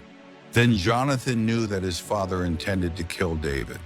Jonathan got up from the table in fierce anger on that second day of the month. He did not eat because he was grieved at his father's shameful treatment of David. In the morning, Jonathan went out to the field for his meeting with David. He had a small boy with him, and he said to the boy, "Run and find the arrows I shoot." As the boy ran, he shot an arrow beyond him. When the boy came to the place where Jonathan's arrow had fallen, Jonathan called out after him, "Isn't the arrow beyond you?" Then he shouted, "Hurry, go quickly, don't stop." The boy picked up the arrow and returned to his master. The boy knew nothing of all this, only Jonathan and David knew. Then Jonathan gave his weapons to the boy and said, "Go, carry them back to town." After the boy had gone, David got up from the south side of the stone and bowed down before Jonathan 3 times with his face to the ground. Then they kissed each other and wept together, but David wept the most. Jonathan said to David, "Go in peace, for we have sworn friendship with each other in the name of the Lord, saying, 'The Lord is witness between you and me, and between your descendants and my descendants forever.'" Then David left, and Jonathan went back to the town. David went to Nob to Ahimelech the priest. Ahimelech trembled when he met him and asked, "Why are you alone? Why is no one with you?" David answered Ahimelech the priest, "The king charged me with a certain matter, and said to me, 'No one is to know anything about your mission and your instructions. As for my men, I have told them to meet me at a certain place. Now then, what do you have on hand?' Give me 5 loaves of bread or whatever you can find." But the priest answered David, "I don't have any ordinary bread on hand. However, there is some consecrated bread here, provided the men have kept themselves from women." David replied, "Indeed, women have been kept from us as usual whenever I set out. The men's things are holy even on missions that are not holy. How much more so today?" So the priest gave him the consecrated bread, since there was no bread there, except the bread of the presence that had been removed from before the Lord and replaced by hot bread on the day it was taken away. Now one of Saul's servants was there that day. Detained before the Lord, he was Doeg the Edomite, Saul's head shepherd. David asked Ahimelech, "Don't you have a spear or a sword here?" "I haven't brought my sword or any other weapon, because the king's business was urgent." The priest replied, "The sword of Goliath the Philistine, whom you killed in the valley of Elah, is here. It is wrapped in a cloth behind the ephod. If you want it, take it. There is no sword here but that one." David said, "There is none like it. Give it to me." That day David fled from Saul and went to Achish king of Gath. But the servants of Achish said to him, "Isn't this David, the king of the land? Isn't he the one they sing about in their dances? Saul has slain his thousands, and David his tens of thousands." David took these words to heart and was very much afraid of Achish king of Gath. So he pretended to be insane in their presence, and while he was in their hands, he acted like a madman, making marks on the doors of the gate and letting saliva run down his beard. Achish said to his servants, "Look at the man, he is insane. Why bring him to me? Am I so short of madmen that you have to bring this fellow here to carry on like this in front of me? Must this man come into my house?" David left Gath and escaped to the cave of Adullam. When his brothers and his father's household heard about it, they went down to him there. All those who were in distress or in debt or discontented gathered around him, and he became their leader. About 400 men were with him. From there David went to Mizpah in Moab and said to the king of Moab, "Would you let my father and mother come and stay with you until I learn what God will do for me?" So he left them with the king of Moab, and they stayed with him as long as David was in the stronghold. But the prophet Gad said to David, "Do not stay in the stronghold. Go into the land of Judah." So David left and went to the forest of Hereth. Now Saul heard that David and his men had been discovered, and Saul, spear in hand, was seated under the tamarisk tree on the hill at Gibeah, with all his officials standing around him. Saul said to them, "Listen, men of Benjamin, will the son of Jesse give all of you fields and vineyards? Will he make all of you commanders of thousands and commanders of hundreds? Is that why you have all conspired against me?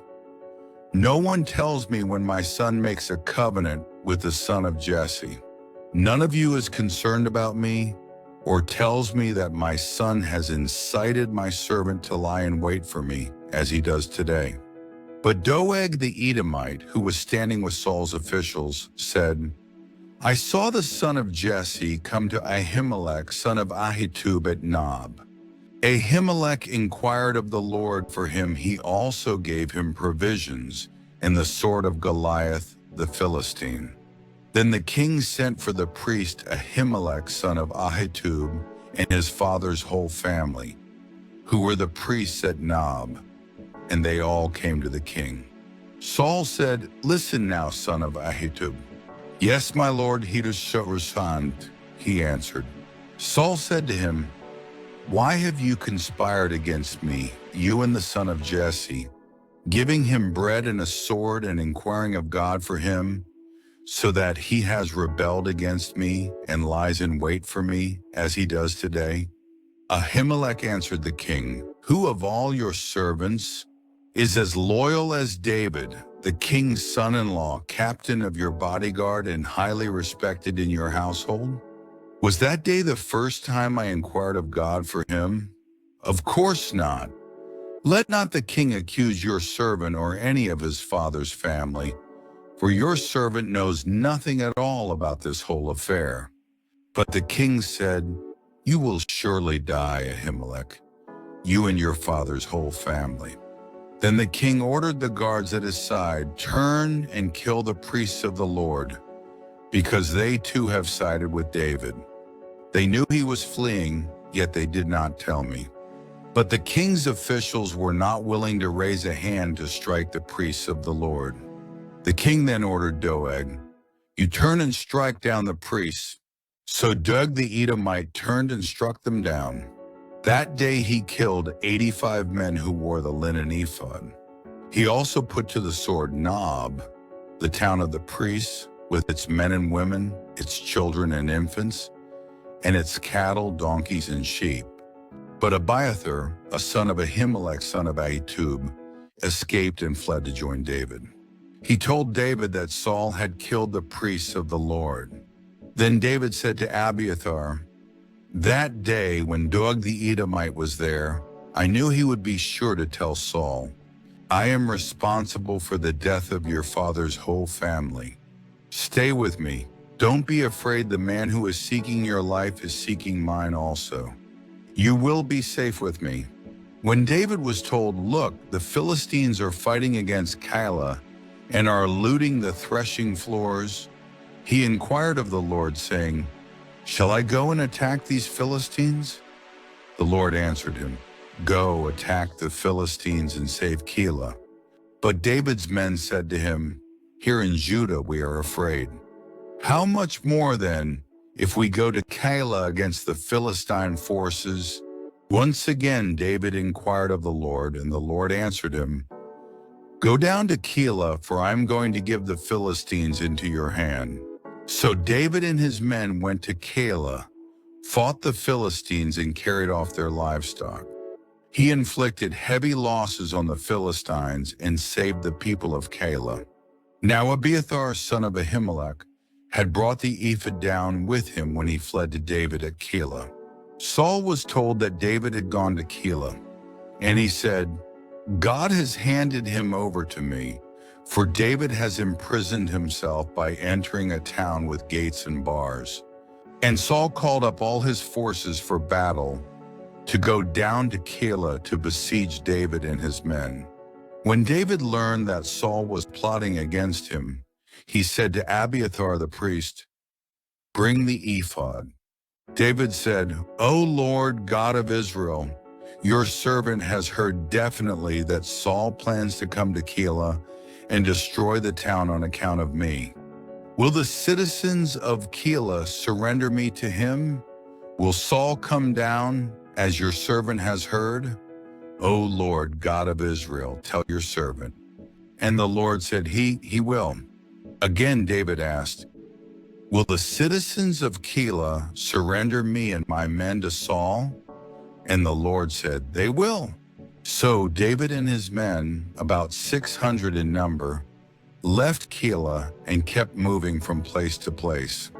When Saul was told that David had escaped from Keilah, he did not go there.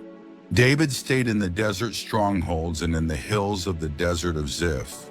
Day after day Saul searched for him, but God did not give David into his hands. While David was at Horesh in the desert of Ziph, he learned that Saul had come out to take his life. And Saul's son Jonathan went to David at Horesh and helped him find strength in God. Don't be afraid, he said. No one, he said. My father Saul will not lay a hand on you. You will be king over Israel, and I will be second to you. Even my father Saul knows this. The two of them made a covenant before the Lord. Then Jonathan went home, but David remained at Horesh. The Ziphites went up to Saul at Gibeah and said, Is not David hiding among us in the strongholds at Horesh, on the hill of Hachilah, south of Jeshimon? Now, O king, come down whenever it pleases you to do so. and we will be responsible for handing him over to the king." Saul replied, "The Lord bless you for your concern for me. Go and make further preparation. Find out where David usually goes and who has seen him there. They tell me he is very crafty. Find out about all the hiding places he uses and come back to me with definite information. Then I will go with you if he is in the area. I will track him down among all the clans of Judah." So they set out and went to Ziph ahead of Saul. Now David and his men were in the desert of Maon, in the Arabah south of Jeshimon. Saul and his men began the search. And when David was told about it, he went down to the rock and stayed in the desert of Maon. When Saul heard this, he went into the desert of Maon in pursuit of David. Saul was going along one side of the mountain, and David and his men were on the other side, hurrying to get away from Saul. As Saul and his forces were closing in on David and his men to capture them, a messenger came to Saul saying, "Come quickly, the Philistines are raiding the land."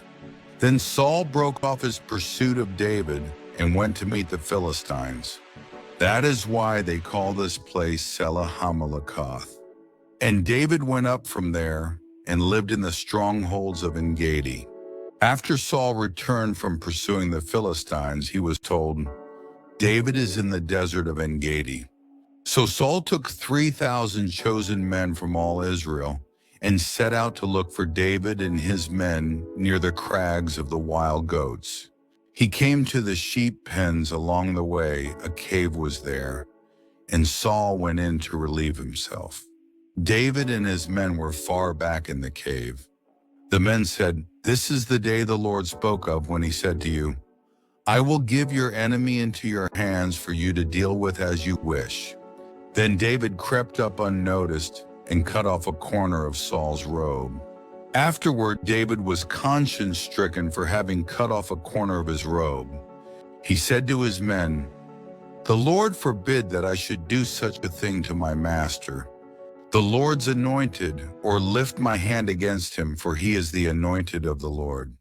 With these words, David rebuked his men and did not allow them to attack Saul. And Saul left the cave and went his way. Then David went out of the cave and called out to Saul, "My lord the king."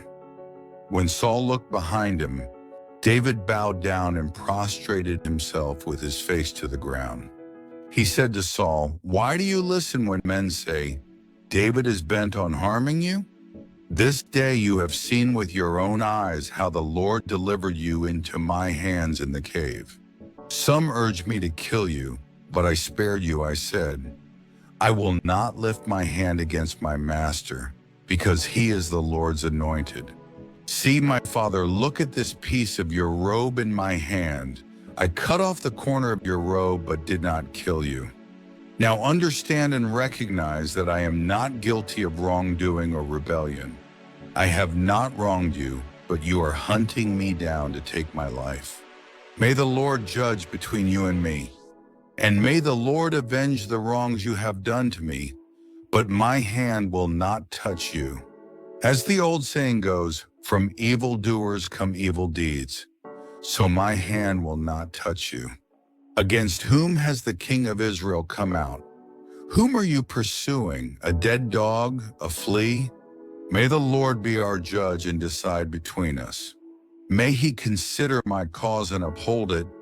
May he vindicate me by delivering me from your hand." When David finished saying this, Saul asked, "Is that your voice, David, my son?" And he wept aloud. "You are more righteous than I," he said. "You have treated me well, but I have treated you badly. You have just now told me of the good you did to me.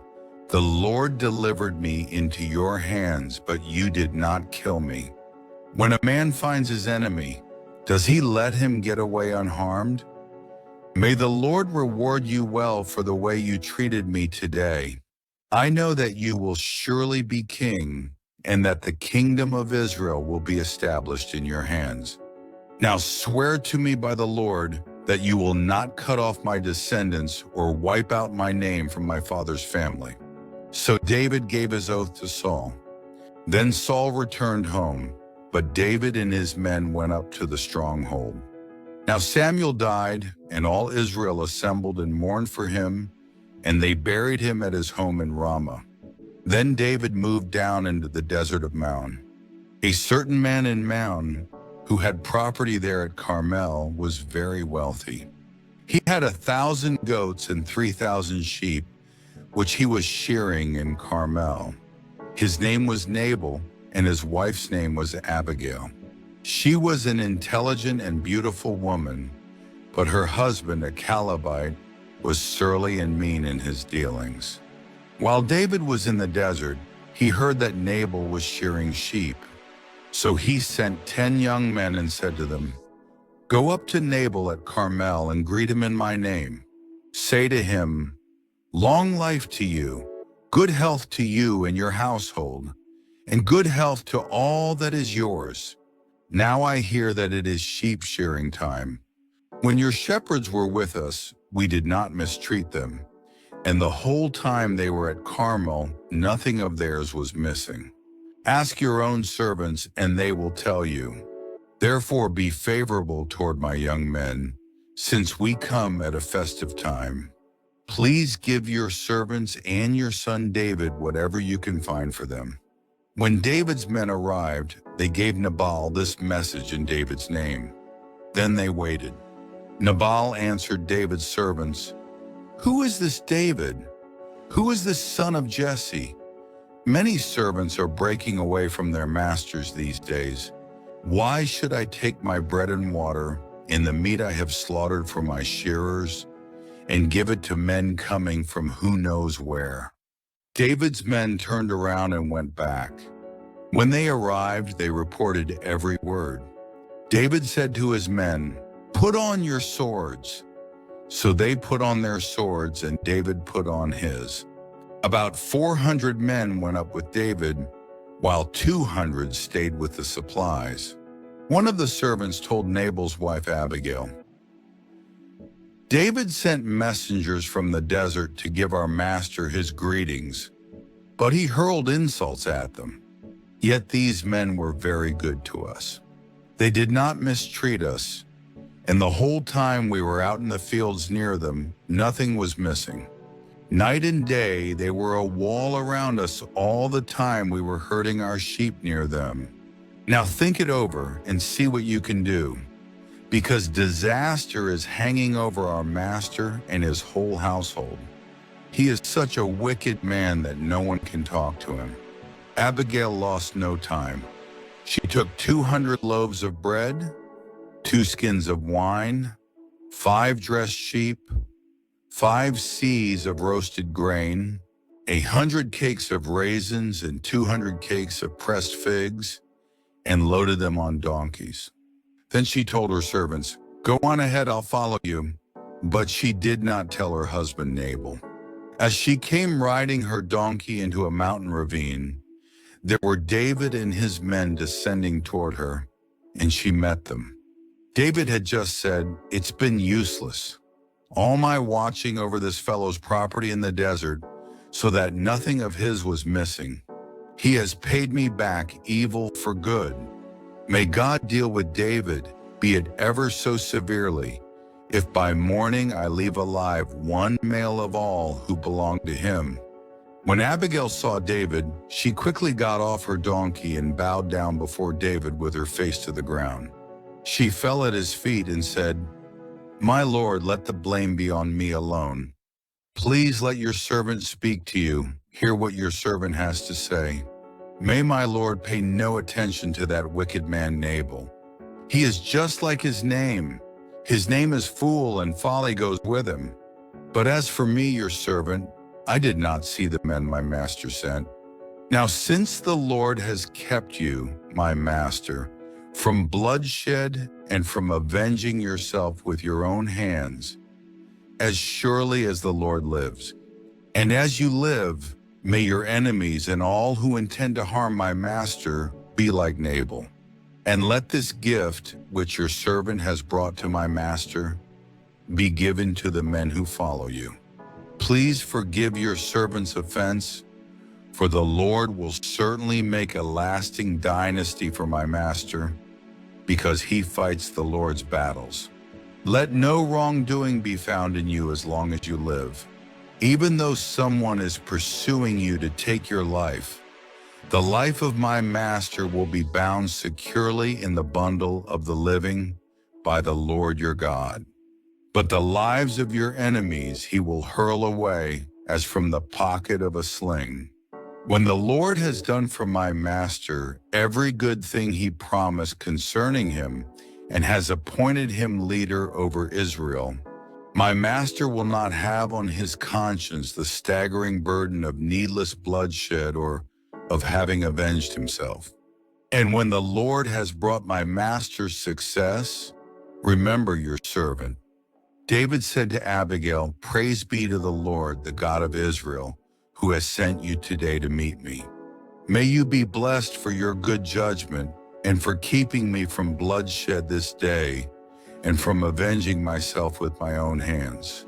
Otherwise, as surely as the Lord, the God of Israel, lives, who has kept me from harming you, if you had not come quickly to meet me, not one male belonging to Nabal would have been left alive by daybreak."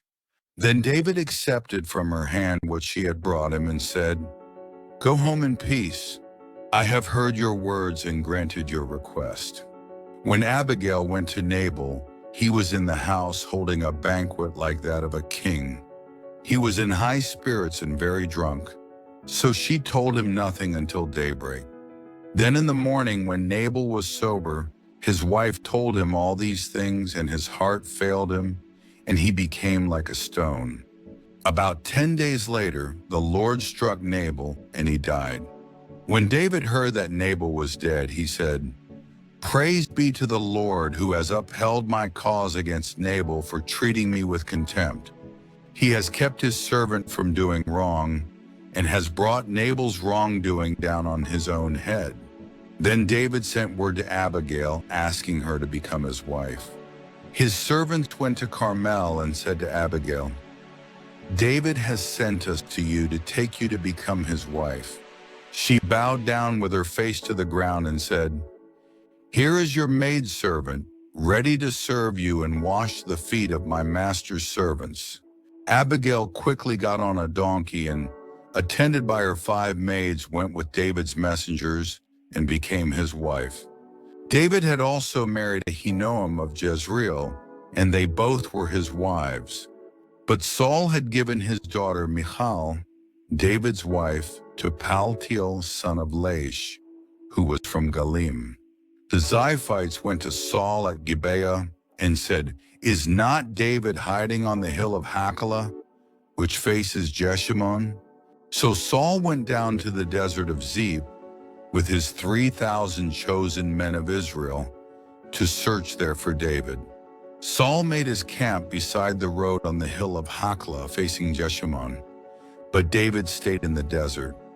When he saw that Saul had followed him there, he sent out scouts and learned that Saul had definitely arrived.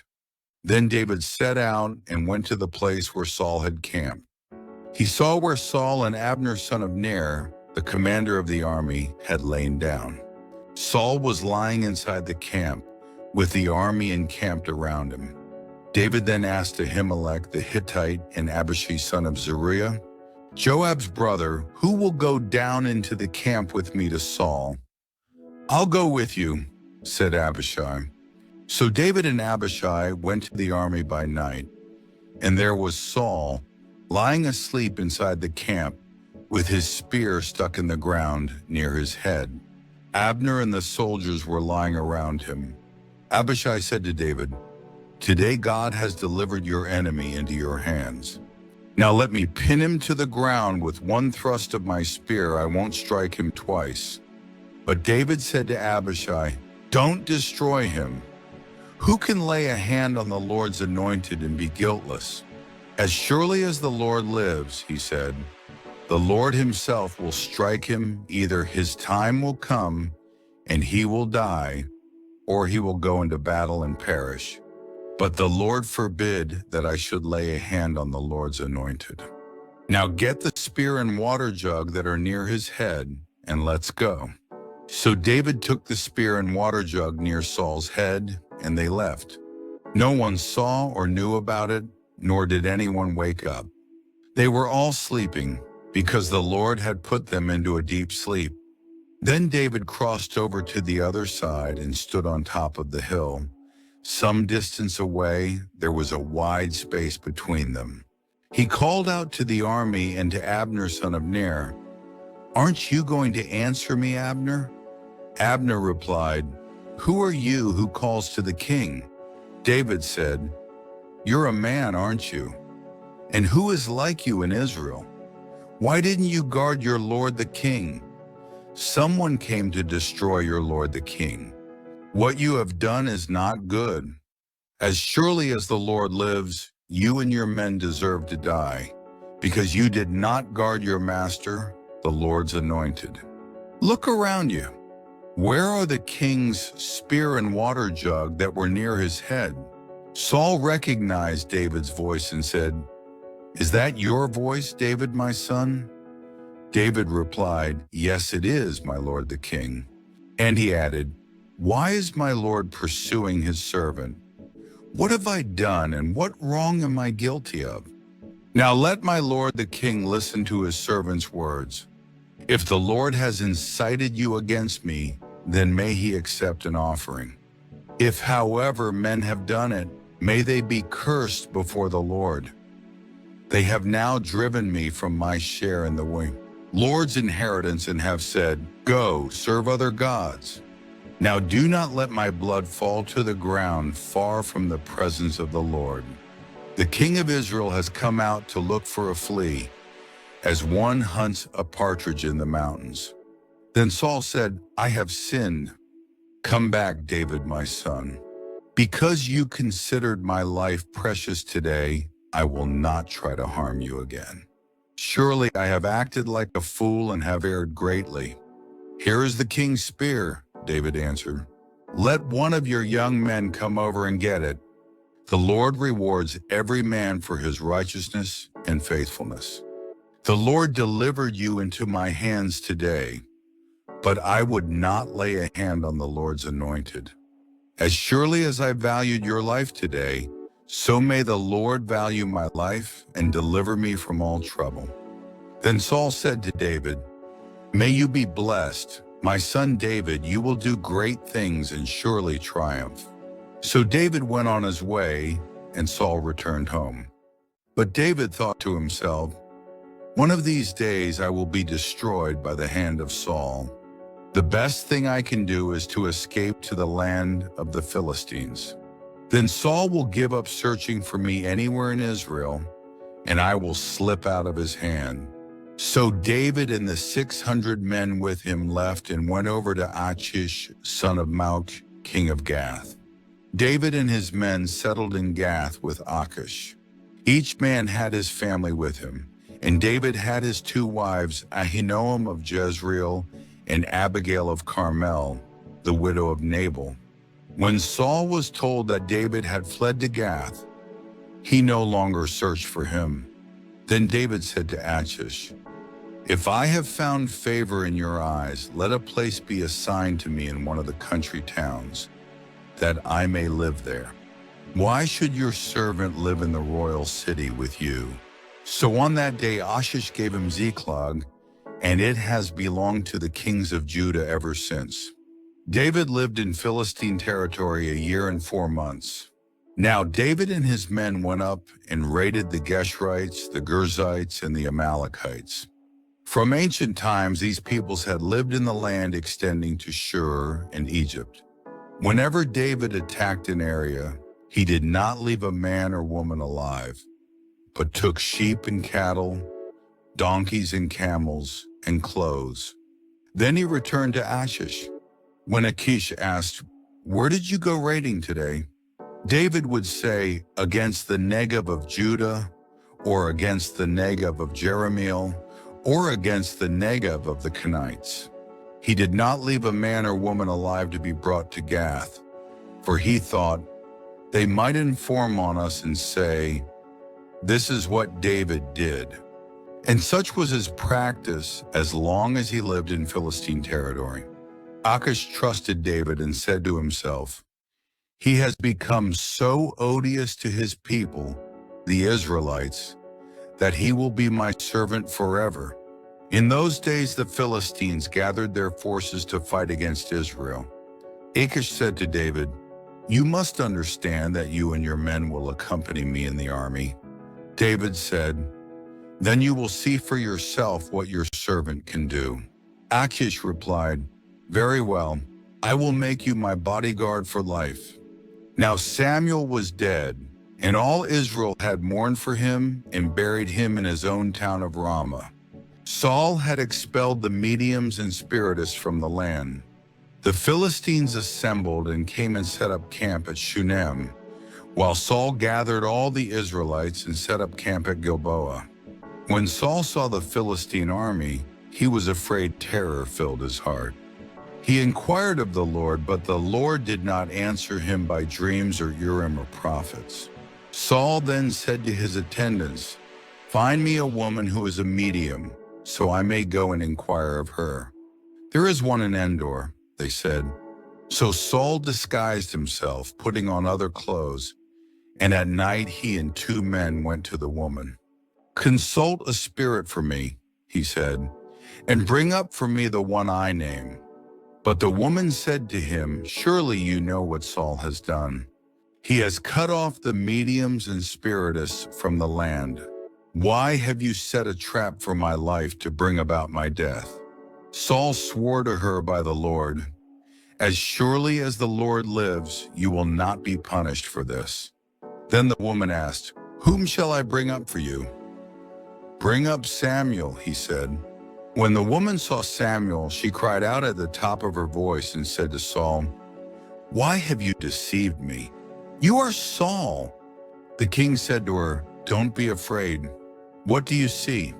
The woman said, "I see a spirit coming up out of the ground." "What does he look like?" he asked. "An old man wearing a robe is coming up," she said. Then Saul knew it was Samuel, and he bowed down and prostrated himself with his face to the ground. Samuel said to Saul, "Why have you disturbed me by bringing me up?" "I am in great distress," Saul said. "The Philistines are fighting against me, and God has turned away from me. He no longer answers me either by prophets or by dreams. So I have called on you to tell me what to do." Samuel said, "Why do you consult me now that the Lord has turned away from you and become your enemy? The Lord has done what he predicted through me. The Lord has torn the kingdom out of your hands and given it to one of your neighbors, to David. Because you did not obey the Lord or carry out his fierce wrath against the Amalekites, the Lord has done this to you today. The Lord will hand over both Israel and you to the Philistines, and tomorrow you and your sons will be with me. The Lord will also hand over the army of Israel to the Philistines." Immediately Saul fell full length on the ground, filled with fear because of Samuel's words. His strength was gone, for he had eaten nothing all that day and night. When the woman came to Saul and saw that he was greatly shaken, she said, "Look, your maidservant has obeyed you. I took my life in my hands and did what you told me to do. Now please listen to your servant and let me give you some food so you may eat and have the strength to go on your way." He refused and said, "I will not eat." But his men joined the woman in urging him, and he listened to them. He got up from the ground and sat on the couch. The woman had a fattened calf at the house, which she butchered at once. She took some flour, kneaded it, and baked bread without yeast. Then she set it before Saul and his men, and they ate. That same night they got up and left. The Philistines gathered all their forces at Aphek, and Israel camped by the spring in Jezreel. As the Philistine rulers marched with their units of hundreds and thousands, David and his men were marching at the rear with Achish. The commanders of the Philistines asked, "What about these Hebrews? Achish replied, "Is this not David, who was an officer of Saul, king of Israel? He has already been with me for over a year, and from the day he left Saul until now, I have found no fault in him." But the Philistine commanders were angry with him and said, "Send the man back, that he may return to the place you assigned him. He must not go with us into battle, or he will turn against us during the fighting. How better could he regain his master's favor than by taking the heads of our own men? Isn't this the David they sang about in their dances? Saul has slain his thousands, and David his tens of thousands." So Achish called David and said to him, "As surely as the Lord lives, you have been reliable, and I would be pleased to have you serve with me in the army. From the day you came to me until now, I have found no fault in you, but the rulers don't approve of you. Turn back and go in peace, do nothing to displease the Philistine rulers." "But what have I done?" asked David. "What have you found against your servant from the day I came to you until now? Why can't I go and fight against the enemies of my lord the king?" Achish answered, "I know that you have been as pleasing in my eyes as an angel of God. Nevertheless, the Philistine commanders have said, 'He must not go up with us into battle.'